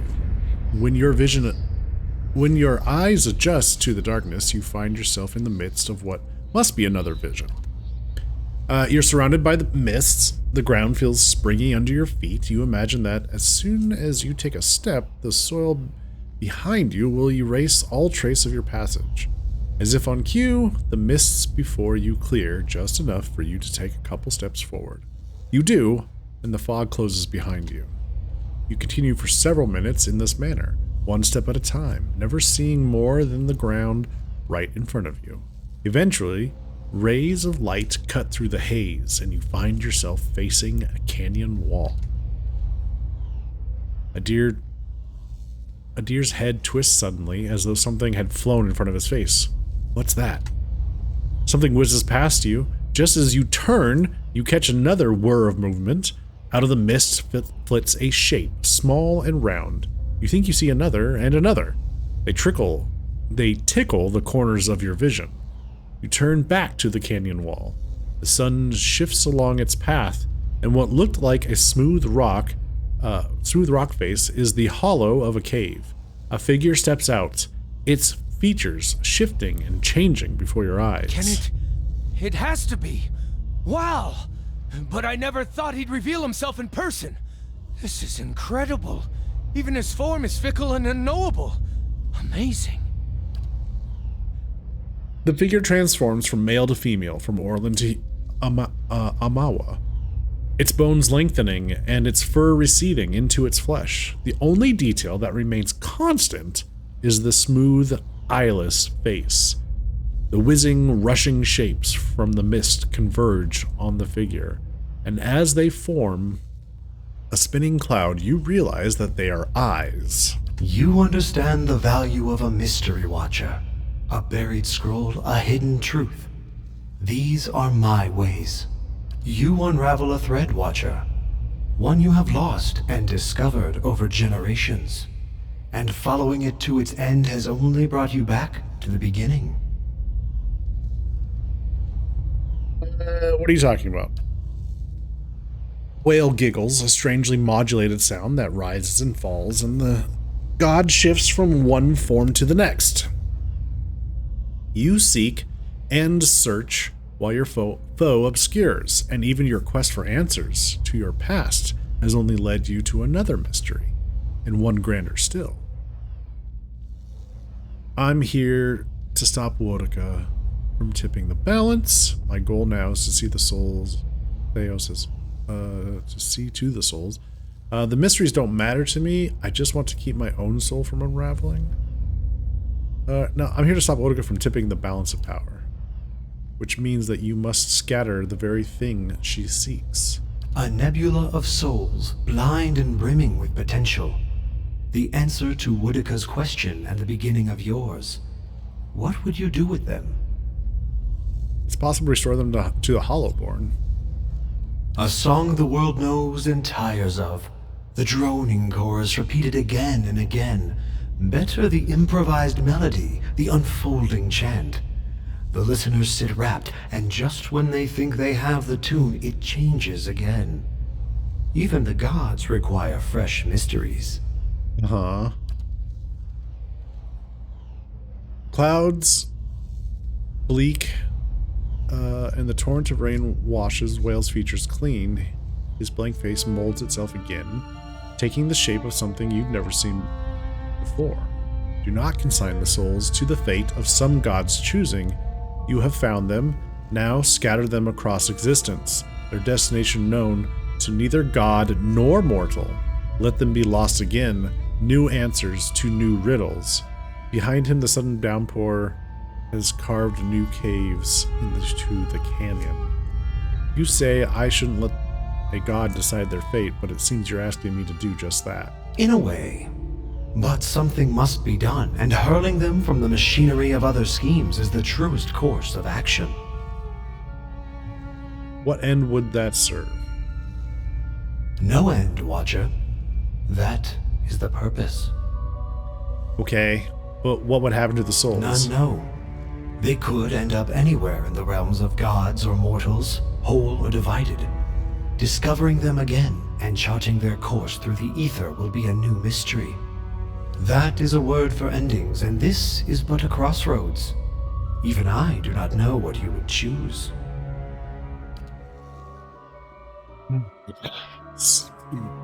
Weil is like chaos just for chaos's sake.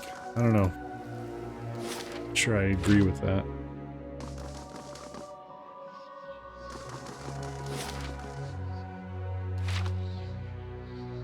Are we going to hear from all the gods as we go along? They're all going to put their 2 cents in?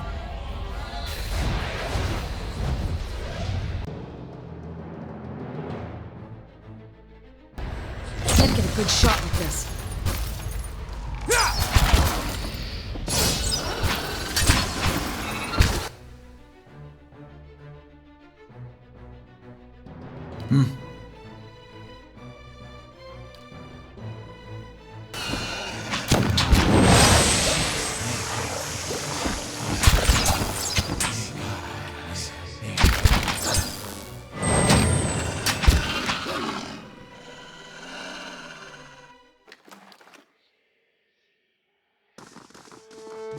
All right, well, we found a door.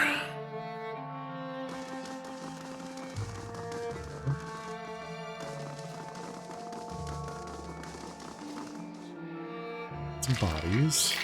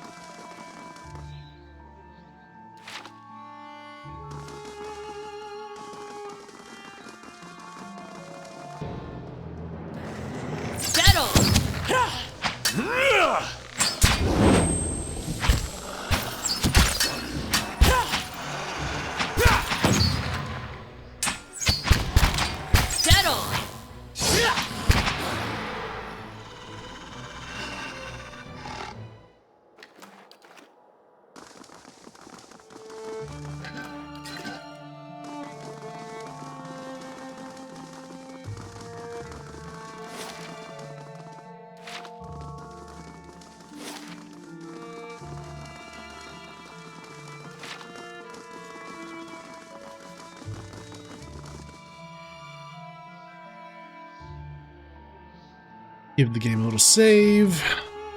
Oh, we can't go down here. Okay, never mind. I guess we're going through the door then.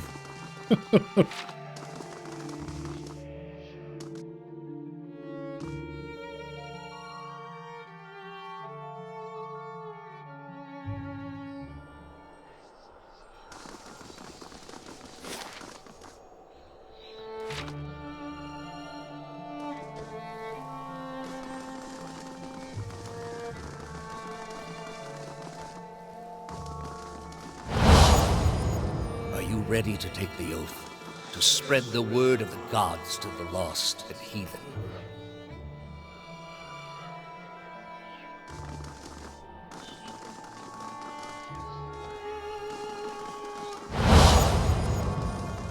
I am trusting you to remain loyal to the gods in this.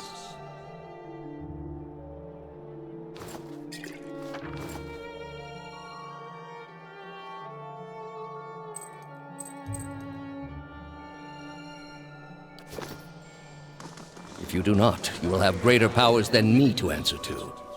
But you will answer to me as well. I wouldn't ask this were there any other choice.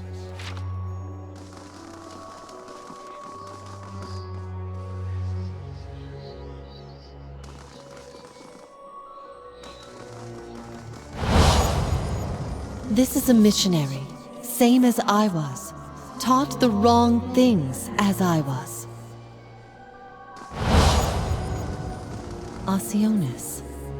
They have held off many would-be invaders. You are ready to give a confession? I am ready to hear one from you.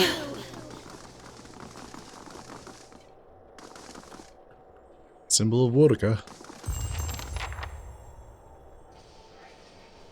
Here we go.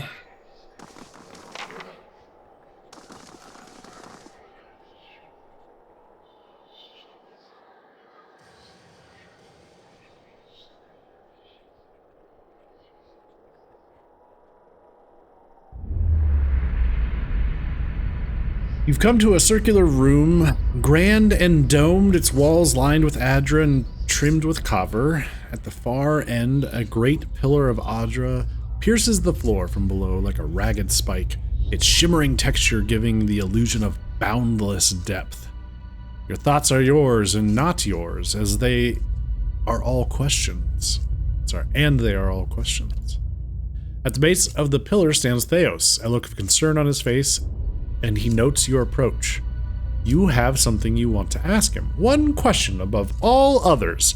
spinning madly in your mind, but you don't dare ask it yet. You need some admission from him first, some hint of the veracity of your suspicions. You are far from your post, Inquisitor. What brings you here? What is this place? We are in a sanctum holy to Utica. There are others like it in service to the other gods. I come here often to pray for her counsel, and in this space I may be assured that she hears me. That machine, what does it do?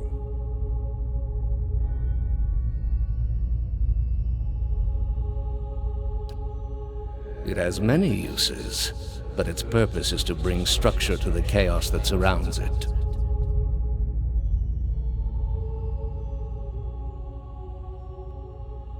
All these statues, who are they of? They are monuments to Utica's greatest servants among my people. I hope to join them myself one day, but my work is not yet complete. Was Iobar telling the truth? That woman sought only to destroy the foundations of peace and civility that my people sacrificed everything to build. Was the Inquisition based on a lie? The Inquisition was based on the need to cut the flesh from a rotting wound. You are shaking now, having lost all patience for tact. No more evasions. You have to know everything you believed, everything you have done for the gods. Did you lie to me when you said the gods would absolve my sins? Theos says nothing. Are there no gods? What is a god? A higher power? A rewarder of good deeds and punisher of the wicked? Something men can turn to in their darkest moments when their days seem only like bridges from one tragedy to the next. Our gods are all these things. With Theos's every word, you find yourself losing control of a boiling cauldron of rage and doubt and fear and hopelessness until you can take it no more. Are there no gods? We are in a sacred place within earshot of the gods themselves. This is not the time. You've been through much these past few months. You will return home and you will rest. When you feel you have recovered, you may rejoin us at the trials. The Inquisition is far from over, and I will have need of you. There are many who continue to spread the lies of the apostate. The Inquisition will not end until we have pronounced judgment on all of them. His eyes linger on you, and there's no mistaking the threat behind it, and your rage shrinks at the image of an iron wheel in your mind, monolithic and caked with the dried blood of thousands. You do not ask your question again.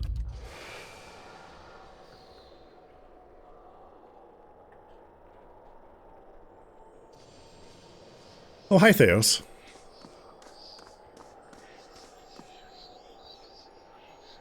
How did you find it?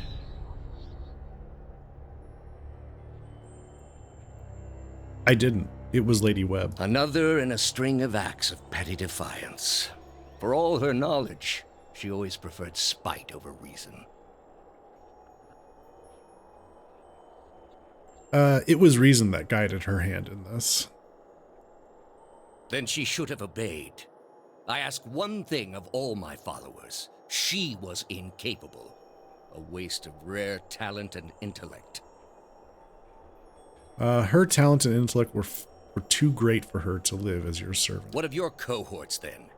They have followed you to their deaths. Is it loyalty that brings them here? Or is it, as my agents suggest, that they have no direction of their own?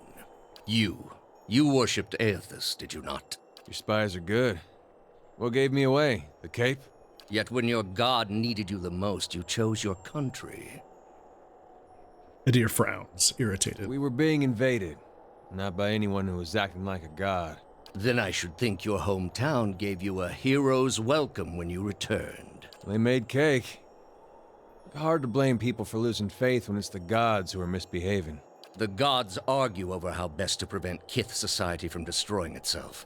These disruptions would not be necessary were mortal instinct not so diseased. What of you, Orlan? My agents tell me you are far from home, both in distance and in years. Have your friends proven a worthy distraction from the pain of ostracism? Ostracism? Is that the name for the groin rash your mother gave me? Don't fool yourself, old man. You know nothing about me. Enlighten me, then. Is it Galawain you serve, or is it Wau? I give both gods their due service, but I am servant to neither. But such difficulty on the way. If you had only accepted that perhaps you were fit to serve neither god, just as you were unfit to serve your tribe, you might have saved yourself the trouble. Jesus. My tribe was unfit to serve me. And yes, I'm not fit to serve any god. I need only serve myself. Can you claim that, Theos? Are you your own master, or are you just Woodika's wet nurse? And here's just happy he got cake. You know, you're probably right. Yeah. Yeah. I serve all people better than they will ever know. Better to live a competent servant than an incompetent master. Durant stares at Theos with a beast snarl. Theos watches him calmly. You built a weapon that delivered exactly as promised. I served my goddess as you did yours. Yet the other builders were slain. 11 of a dozen. Why not you? Were you somehow different? Redeemable in your god's sight? Whatever desire I had to be redeemed in her eyes was weakness, purged by the Watcher's sight. Or was it merely that your goddess wanted you dead as well, and your delusions of importance prevented you from seeing the obvious? A whore's beguiling charms, nothing more. But the spell's broke now, Theos. The trial's over. I know friend from foe, and I've come here now to see a foe repaid. You were able to destroy a god because another god wished it. Without her hand to guide you, you could not strike at a god any more than you could strike the sky. You are impotent, and not just from the pox. I understand your Duke's bells gave you a mission. Their orders do not absolve me of my greater responsibility to the safety and well-being of the Republics. You might want to skip over this one, Theos. Don't want to pick a fight you can't win. Yet you disobeyed. Something you already have a reputation for. They will know, of course. If it had been for a worthy cause, they might have forgiven you. But I don't see them pursuing animancy after seeing what it's done here. They trusted you, and you disappointed, as you always have. And you will again be disowned. The parents scold, but the children are safe. Whether animancy research continues in the Republics or not, they will survive. For now, that's enough. In any case, I wouldn't be so smug about my fate, Theos. I imagine Woodika responds to disappointment much more severely than even my dukes. You are far from home, dwarf. I knew my hunt would send me a long way from Masuk. It was a challenge I was glad to undertake for my village. A journey, then? It must be of some import to take you so far and to last so long. Anything worth doing comes at great cost. So it was worth it, then, to tell a dying beast of things it neither understood nor had memory of. You are here because you are lost. The gods cannot reach everyone, I'm afraid. May you fare better in your next lives. He directs his gaze at you. I gather you have had your soul awakened. Why else would you shadow my footsteps like some stray mongrel? You think I have something to offer you, but our business was concluded long ago.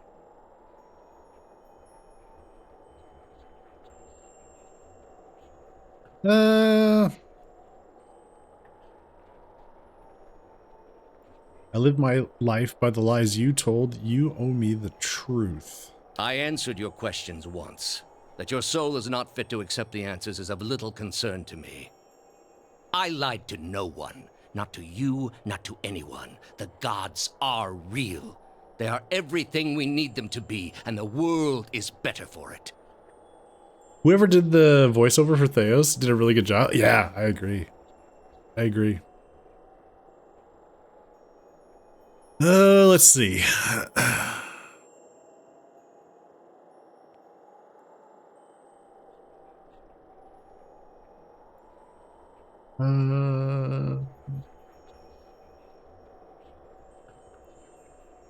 You've lied to everyone, yourself most of all. I have no illusions about the costs involved.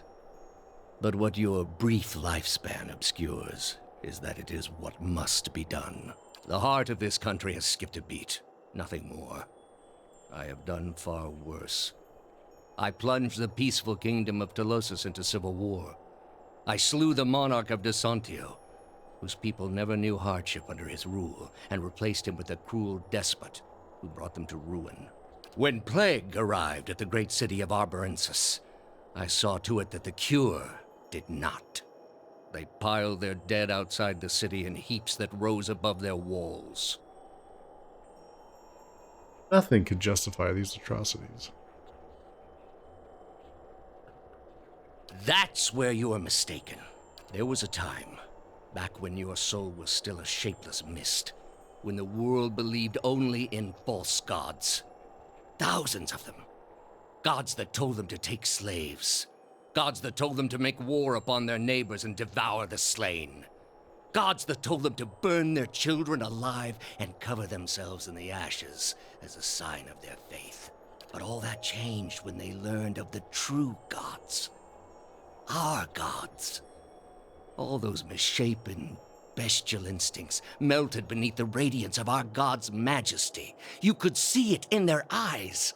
That dull emptiness replaced with the glimmer of a kindled spark. Teaching them there were no gods would have achieved the same purpose. And replaced it with one far worse. Have you imagined this existence? The one the apostate would have created. We are not all so virtuous as she. Without our gods, the most wicked, the most tyrannical, they would take that power for themselves. They do that anyways. Ugh. If you need a shiny imaginary being in the sky to convince you to do the right thing, then anyways. But more than that, it would be a hollow existence. All mysteries forever unanswered. All purposes constructed from meaninglessness. No endings to bring closure. Only a wheel, turning without mercy, grinding our spirits to dust. That then live a lie. Telling yourself each day that what you do matters, that it isn't all for nothing, that the world is just. The apostate's world is built on believing lies. All I have seen, the millennia of experience. I will not be dissuaded from this course. This is the only way. At least admit it. Admit to me that the gods are not true gods. I need to hear it from you. Or, let's see. Then you must be stopped, or you are blind to think yours is the only way. You are controlled by your own doubts. We are all controlled by our own doubts. Better that we should be relieved of them. With your soul and thousands of others, I will see this world purged of its suffering. Hear me, Boudica. Your servant calls for aid. Roach 10!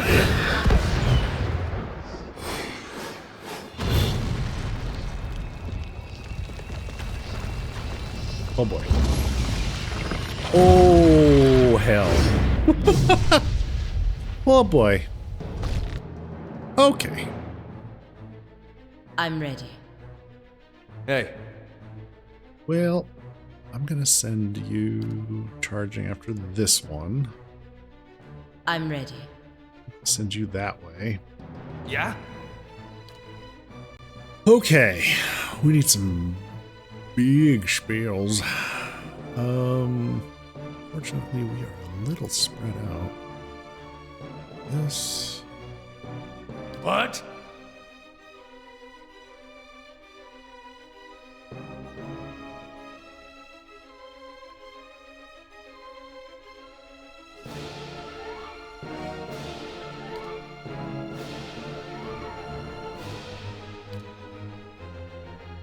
I'm ready.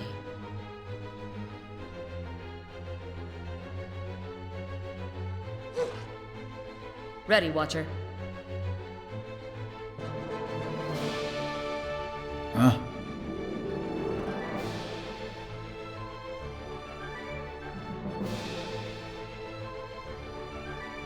Okay, so what is this one?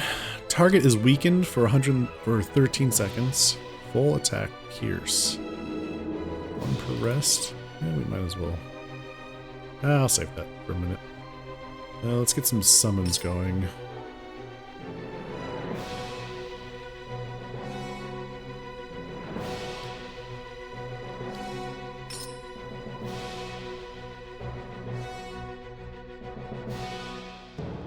I'm ready.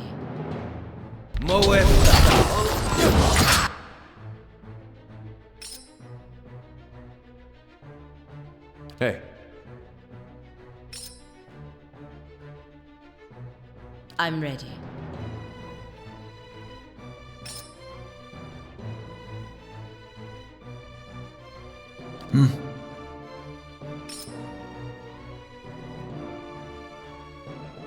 Alright, what are we dealing with?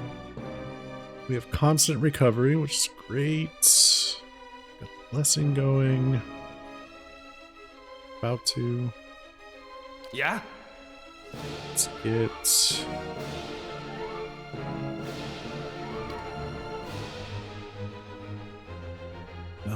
Moe Fixie.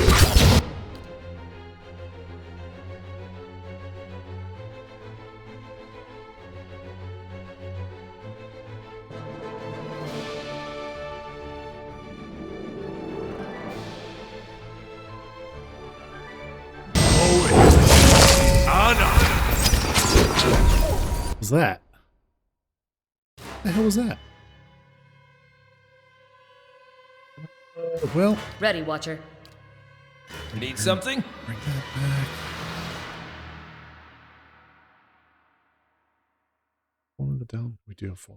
We got the moon going.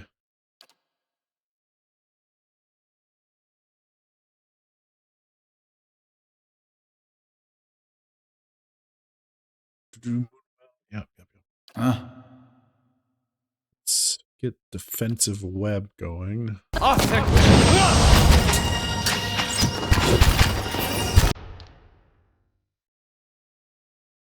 And What?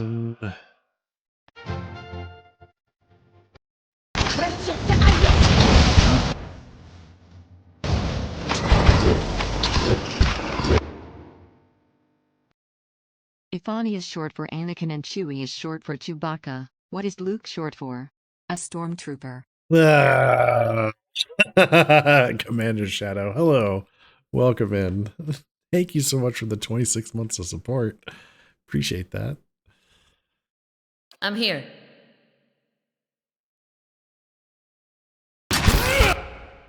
I'm here.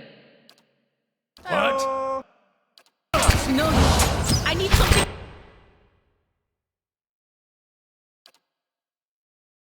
Yeah? To get some. All going again.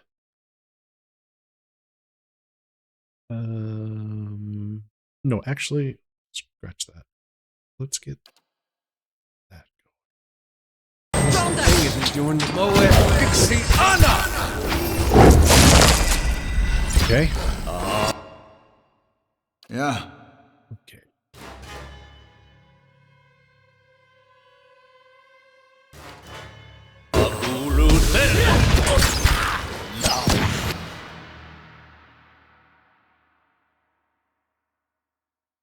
I'm ready. Oh, she's. Oh, never mind. Scratch that. There. What? Let's see.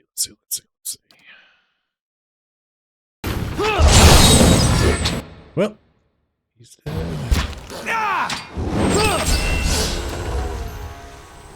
Nice. Hey! We got him! Maybe. Hang on. There might be a round 2. Okay, at your feet rests the body of Theos, hollow, the dense wrinkles shaped by the silent shouldering of an eternal burden now smoothed across his color-drained face. His soul remains still for the moment, defenseless, its energy expended in defeat, its lies sprawled across his body like a death shroud. That's the servant down, and the mistress still to go. A good start, worthy of being built upon. I hope this is the end, but what's to stop him from being born again with the same ill intent? And before you suggest the option, no, I'm not eating his soul. I'll put almost anything in my mouth, but not that. After journeying for lifetimes, I can't imagine his failure, knowing it was all for nothing. In his own way, Theos must have truly believed he was caring for the people of Eora, protecting them from themselves. A shame his soul won't have a chance to reflect on his errors before it enters the wheel. Some point, you have to look at the things your god is telling you to do, and ask yourself if it's worth it. Explore Theos' soul. With a deep breath, you plunge into Theos' soul, and where in Brackenberry it had been a maze of narrow corridors and dead ends, now it is expansive and borderless, its walls crumbling into heaps like the ruins of Engwith as you pass through them. You travel for what seems like ages, rushing to a known destination, a memory you glimpsed once before. At last you see it, no more than a pinprick of light at the end of a long tunnel, expanding slowly at first, then quickly as you near. You come out in the room you are standing in now, but it is new and pristine and filled with people, thousands of them, all turned toward the great Adra pillar and the machine that encases it. Theos stands at the machine, and you are one with him now. You look out at the crowd, at faces of shriveled old men and cherub-cheeked little girls, at mothers bouncing infants to quiet them, and fathers clasping their children's restless hands and watching you with somber acceptance. A woman with tears in her eyes gives you a small nod. You turn back toward the machine, your breaths constricted beneath the weight of unwanted knowledge, preparing yourself to set out alone on a journey without end. You close your eyes and open them again and find the machine still in front of you, beckoning. You take your place in front of it and place your hands upon a large mechanical disc at the base of the great crystal column and speak a single word. Giant rings creak to life, building speed, setting arrays of carved draconic mouths aglow and sending tremors through the platform beneath you. The entire room shakes now with the force of the accelerating machine, all sound drowned out by its deep, deafening thrum. Brilliant tendrils of light arc outward from the pillar in all directions, and you look over your shoulder to see them engulfing the crowd, burning them brightly like hot iron. One by one, the tendrils disappear, leaving ashen effigies where people once stood, many of them disintegrated into gray heaps under the stress of the tremors. You look above to the Adra pillar, and its glowing spherical mass has begun to coalesce atop the column where the arcs converge. It grows and pulses, translucent and bulbous like some immense chrysalis, suspended in slow rotation as though it were being spun from the arcs of light. When the last arc disappears, the spectral mass hangs a moment, no longer rotating, so bright you must shield your eyes with an outstretched hand, and it seems to you as though it is looking at you. You bow your head in acknowledgement and look back up to see it melt into the pillar like warm candle wax. The pillar flares with a flash of light, bright as the sun itself, then fades into darkness. The machine slows down to an abrupt halt, and when the last echo of its grinding cogs has passed, the chamber is still, and you are alone. From all sides, reality begins to bleed in through the memory, and you find yourself in your own skin once more, looking down at Theos' lifeless body. You sense a listlessness to Theos' soul, an overwhelming fatigue that hinders its immediate escape and makes it vulnerable to manipulation. You feel as though your victory has given you some kind of hold over it, and you are able to do with it as you please. So, big decision. We can return it to the cycle. You will remember this, Theos. Remember that no man can hide the truth forever, and all you've done was done in futility. Your memory shall be your penance. Or we can tear his soul apart. I do not envy you, Theos. I, of all people, realize the sway memories can hold. It is time you were granted peace. We can banish his soul to Breath Aemon. Theos Ix Arcanon, there can be no forgiveness for your deeds, only justice. You shall escape judgment no longer.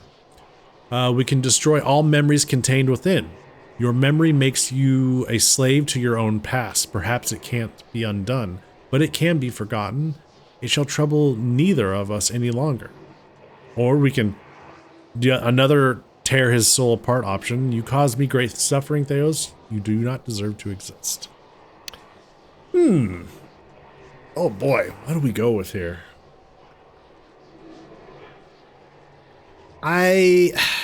Returning him to the cycle just feels like he'd just be like a returning villain, right? A recurring villain. It's like he's done this countless times. I don't think you really teach him anything.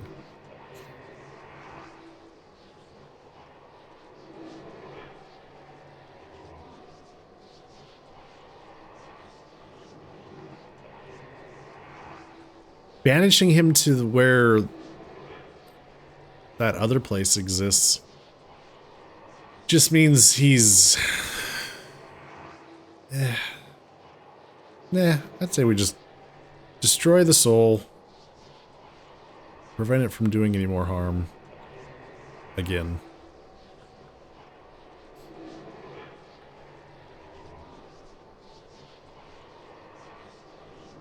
A quick end. This is a mercy. It is an ending, even if there is little justice in it. You reach out for Theos' soul, and you can feel his frailty in defeat, its texture like a coarse and threadbare cloth on the brink of disintegration. You insinuate yourself between the threads, pushing the weaving apart, unraveling the stitching until it is bereft of structure, a formless heap bound together by nothing at all. In its midst, you dedicate your focus to a single idea, and the idea is shatter. You concentrate, and as you concentrate, you feel a force building within your soul, an outward pressure that strains against containment, threatening to rupture your spirit. When you can contain it no more, you transfer it into Theos' soul all at once and release it there, a detonation of will that expands in all directions, driving out the remnants of his essence, scattering it into nothingness. You can feel his presence no more. In the stillness that follows, a single word echoes through your mind, a word you spoke when you were one with Theos in an ancient memory. You realize it is the word that activates the machine. And he's gone.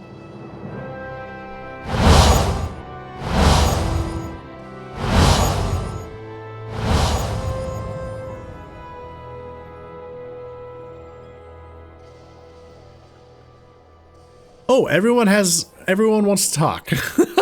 Okay. Theos, he had hold of your soul from a long time back, seems like.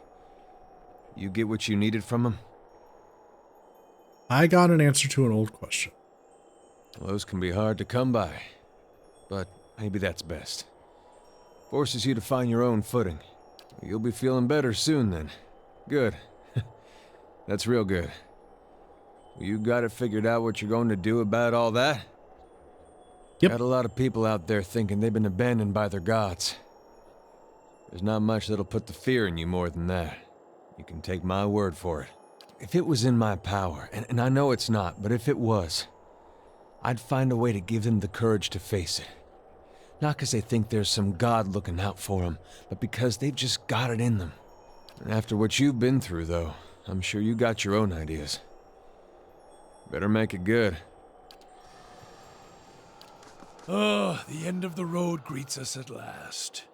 You fared well, Watcher. Better than any Watcher has right to. Seems you were a field in need of a flame's cleansing. Would that my own trial had produced such an outcome. I had figured myself for the field all this time. But you were the field, and I the darkness. A lesson neither of Durance nor of Margarin. But with that trial's end, a new one begins. A god's trial. And I will stand in judgment without mercy. Oi. Never thought I'd see something like this in my travels. Lends a little perspective, doesn't it? To think, the decisions the Angwithans made thousands of years ago still shape our lives today. It would be a shame to deny these souls the chance to find their own way and their own purpose. Thank you for traveling with me. I'd probably still be twiddling my thumbs by the side of the road if you hadn't come along. Thanks for bringing us this far. Victory looks good on you. There was a blur about your soul that lingers no more. Seems putting Theos to rest has given you some measure of inner peace. Of course, now you need to decide what to do with these trapped souls. When I speak out of turn, this is your decision, my watcher friend. You should trust your own instincts. I'm honored to have been a part of your journey, regardless of what happens next. So much for Theos, then. Now you have a chance to set things right, back to the proper order of things. It will take the Dyrwood generations to recover, but at least these souls will find their way back to the wheel, as it should be. Huh? Okay.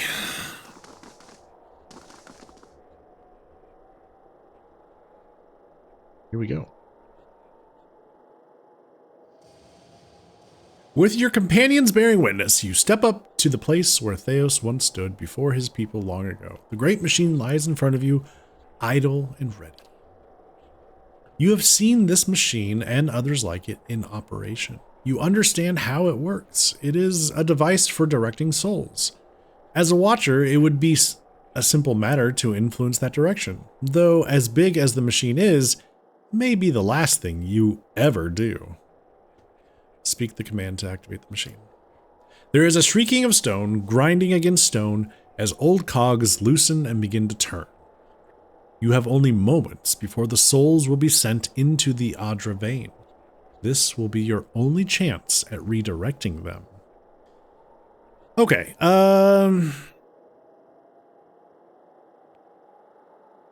return the souls to the bodies they were intended for. Entropically disintegrate the souls, ending their existence. Distribute the essence to existing souls in Dyrwood to strengthen them. Disperse the souls to an unknown location. Send them back into the reincarnation cycle. Well, we made a promise. I say we keep it. Although I feel like... well, this could be... well, I don't know. We'll see what happens. Return the souls to the bodies they were intended for. You close your eyes and expand your perception outward, taking in the immense totality of the tens of thousands of souls orbiting the chamber. Your grasp of the souls is tenuous. You find yourself fighting to keep them all within your influence. You can feel them slipping away from you as the machine gains speed. A brief moment comes when it feels as though you hold all of them at once, and their force is so great, it feels as though they will tear you apart. In that moment, you dedicate your entire being to bending their orbit, channeling their flow in a new direction. At your command, the ancient device became your instrument, spinning to life with deafening resonance and gathering up the swirling essence like thread on a great spindle.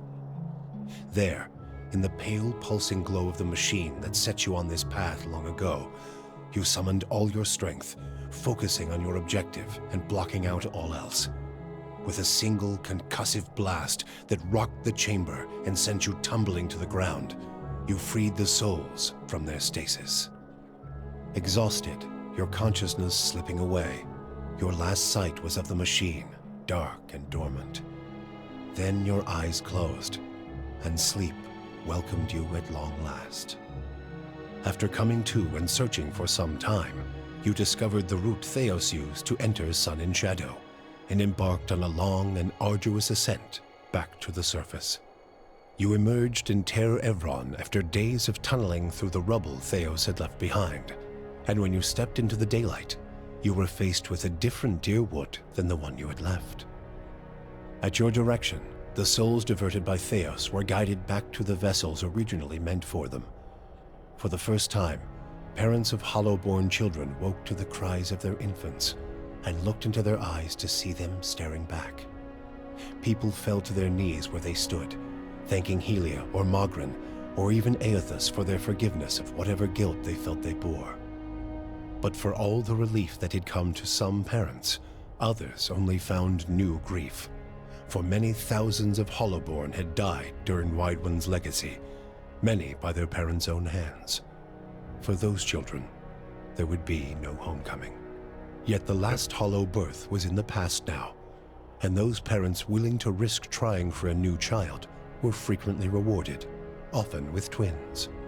Many felt they saw Helia's hand in it, and the year would be remembered as the year of Helia's splendor.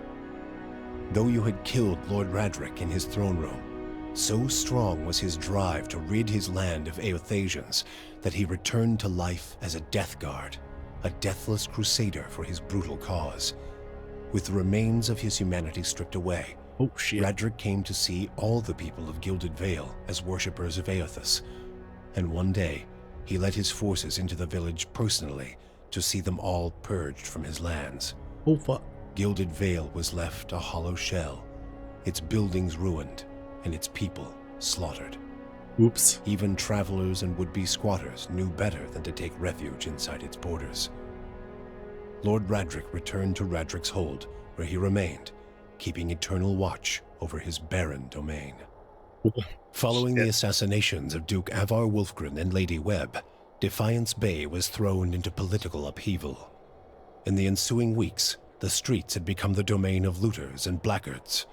Few dared to step outside their own doors alone or unarmed. But order was soon re-established by the Knights of the Crucible, who, despite their depleted numbers, had gained favor in the public eye for their role in the unraveling of the conspiracy surrounding Wydwin's legacy, and were quickly reinforced by returning forces from Fleetbreaker Castle. For the Knights, their resurgence marked a return to the tradition as well.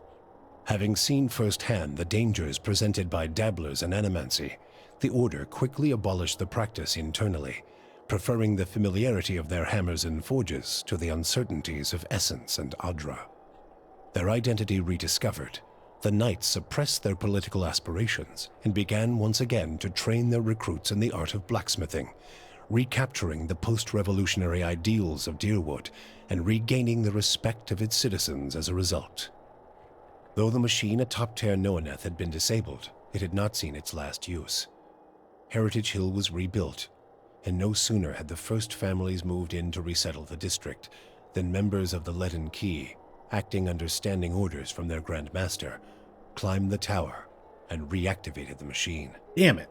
The initiates slew a handful of the new settlers under cover of night and watched as history repeated itself, the victims reanimating and devouring the survivors. After this second incident, the district would remain abandoned. The Duke's assassination at the apparent hands of an animancer had caused catastrophic rioting in the streets of Defiance Bay. But those who had escaped the melee in the palace hearings remembered the testimonies of the strange guest who had shown up that day and absolved animancy, implicating the Leaden Key instead. The rumor spread quickly, and soon the popular belief was that the assassin had been a Leaden Key spy. When the legacy had lifted, people came to see it not as a sign that the riots had been according to the gods' wishes, as Theos had hoped, but as a confirmation that animancy had never been the source of the problem in the first place. That's good. Dyrwoodans instead convinced themselves that the riots had somehow purged Defiance Bay of Leaden Key spies, and that the end of Wydwin's legacy was their well-deserved reward. The rage against animancers was quickly forgotten, and those who had survived were permitted to return to Brackenberry Sanitarium and rebuild it so they might resume their studies. Abydon's renewal brought new vigor and purpose to a god long known for quiet, steady labor. Handicraft saw a revival in the Dyrwood, and no smith wanted for an apprentice. Additionally, Abidan's restored interest in preservation led to redoubled efforts to survey Engwithan ruins. Animancers and craftsmen alike found much to study, but tensions with Eir Glanfath rose. As for Stalwart, the Battle of Cairn's Scar only strengthened their resolve to unlock the mysteries of Durgan steel and build new marvels with the White Forge. Cool. However, Stalwart's ambitions brought them into further conflict with the Raid Serens, as more and more impoverished communities gathered at the border and vowed to finish the work of the Iron Flail. It would be many generations before the region saw peace. The Flames That Whisper clan found a cautious peace with Stalwart, particularly once the villagers heard of the aid the ogres had offered against the Eyeless. The clan moved back into the Russet Wood, and as Stalwart grew in prestige, the villagers formed a tighter alliance with their ogre neighbors. Within a generation, ogre traders visited Stalwart, and village hunters were welcome in the Russet Wood. Maneha never found the Salt Well, but she found a kind of peace in her duties as a gift-bearer, and in the ebb and flow of her journeys. I didn't do her. As she traveled and accepted burdens from Andra's supplicants, she saw in their eyes a kind of peace that she had not previously noticed. It was faith, not that Andra had freed them of their pain, guilt, and regret, but that she would, a little more each year. With that realization, Maneha learned to accept that Andra's ways were as gradual as they were inexorable. The fortress of Cadnua emerged as a bastion of security in the midst of an untamed land, becoming the envy of every thane and earl in Dyrwood. Legend grew over time of its impregnability, and stories of formidable invaders easily scattered by the keep's defenses became popular around the hearths of Dyrwoodinians. Likewise, it also became a beacon to travelers, merchants, and visiting dignitaries alike. Reputed as the finest fortress in all Dyrwood, people would journey from near and distant lands alike to experience its fabled hospitality and grandeur. The Audra dragon known as the Master Below, her soul now housed in the body of the huntress Fallen Roet, passed out of Dyrwood in relative anonymity, her final destination unknown, even to herself. She was last seen in the port town of Road's End, boarding a ship, an Audra talisman glowing about her neck. Palagina had gone against the Duke's Bell's orders by inventing a new trade arrangement with the Anamenfath to accommodate the recovering Dyrwoodan market. With the Dyrwood's people still weakened by Weidmund's legacy, the Valian republics easily pushed their would-be competitors out of the market. For her outrageous insubordination and audacity, Palagina was banished from the republics. She traveled north in the Eastern Reach, avoiding Valian ports and entering the ranks of the kind wayfarers. Despite her bravery and dedication to those in her care, her strange appearance made her feel like an outsider wherever she went. Adair chose not to return home to Gilded Vale. Still most comfortable far from cities, he settled in Dyrford, which, like many towns in the Dyrwood, was beginning the slow process of rebuilding. Believing now that it was the obligation of Kith to be the leaders their gods had not, Adair was soon named mayor of the town, and under his guidance, Dyrford soon began to prosper.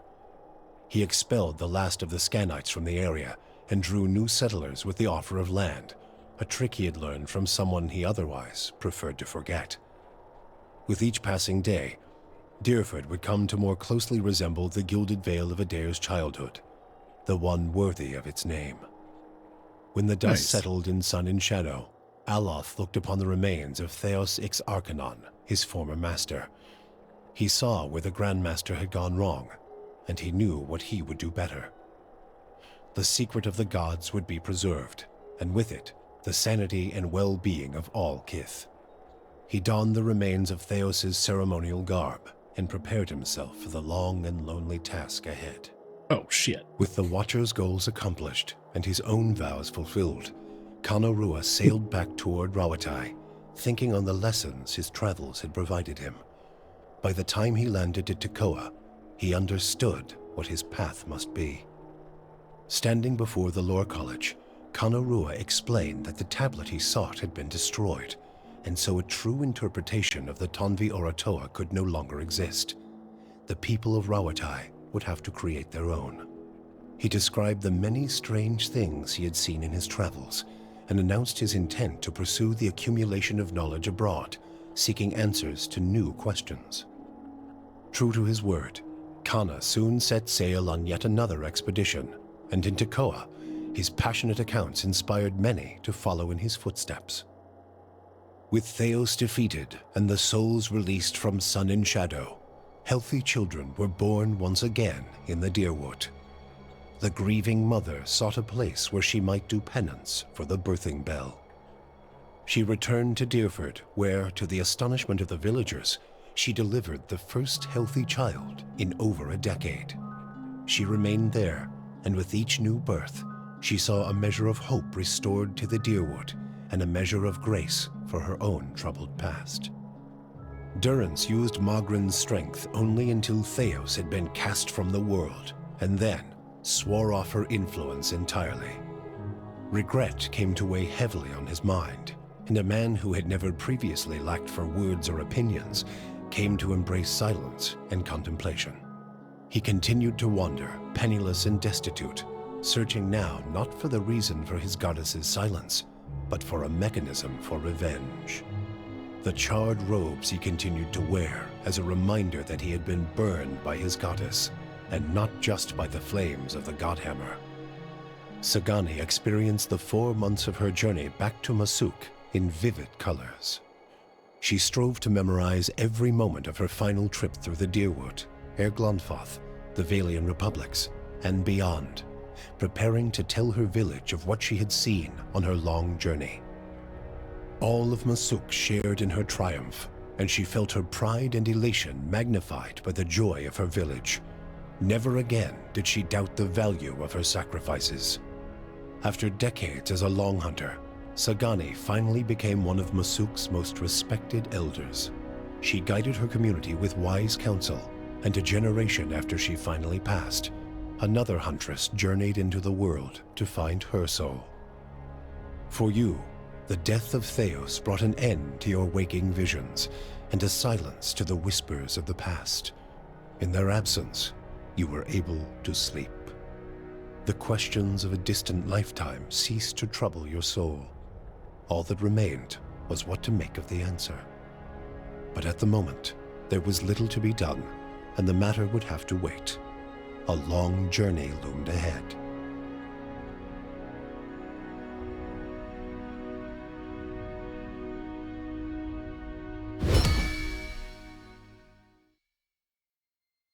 Hey, we did it!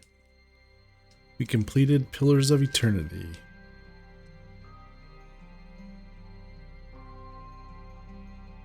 Just as fun as I remembered it as last time. That was good.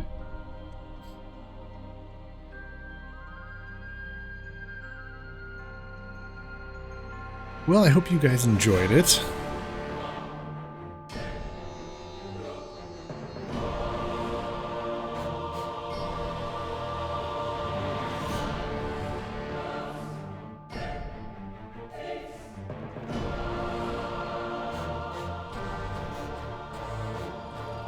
Yeah, it is. It's a really good game. Yeah, they did a great job.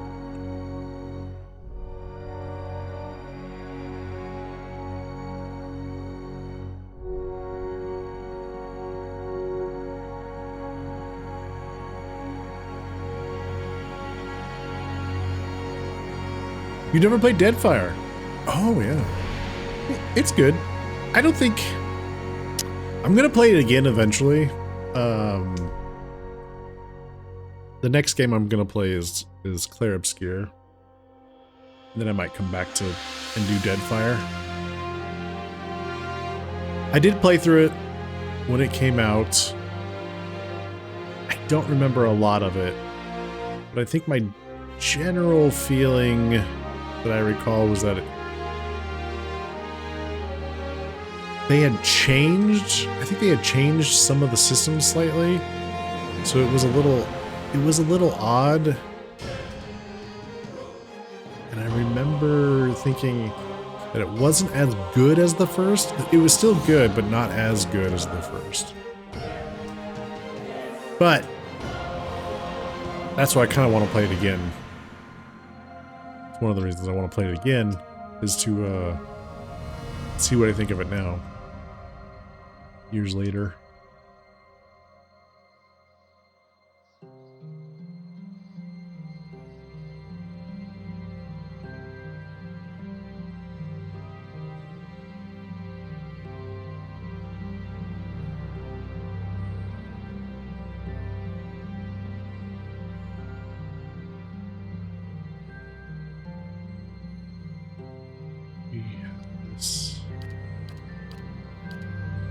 Anything after?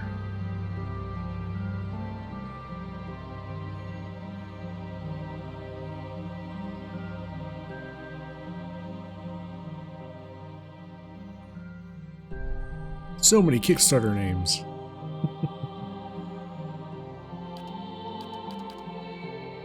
We're only to the G's.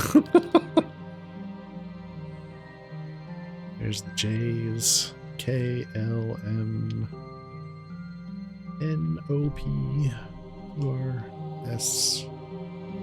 There's T. And, oh, and then there's more. And there we go. Pillars of Eternity. Very good. Very cool. Apparently, at some point this year, they're going to an update that will allow you to play the game with turn-based. Yeah, I heard that. I still don't understand the point of that. Because during combat, you can just hit spacebar, issue commands to each of your party members, undo, hit spacebar again, and carry on. Like, I don't know. It just seems unnecessary. But I mean, a lot of people are like, well, you know, it's because of Baldur's Gate 3 and all this. I was like, yeah, okay, but that still doesn't explain it for me. Like, why go through that effort? It just, I don't know. I feel like this system's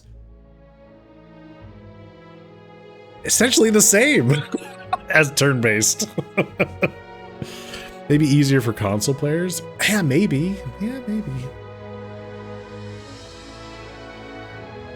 That could be. I don't know.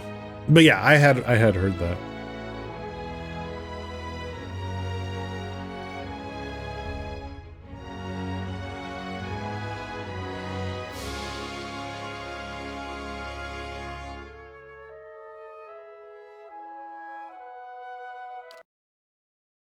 Okay. Well.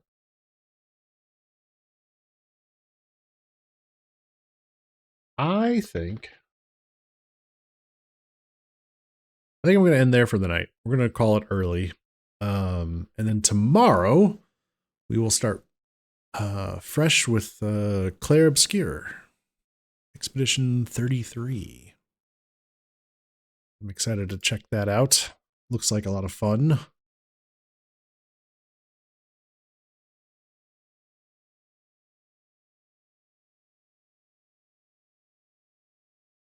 Hoo hoo hoo. Hey Brent, how you doing?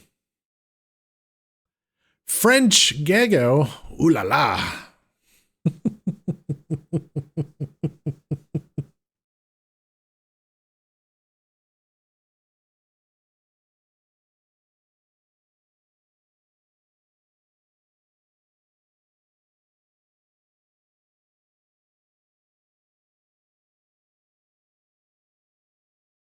All right.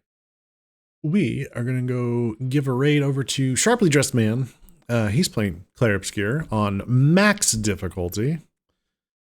So yeah, let's go say hi. And then I will see you all tomorrow evening for some Claire Obscure.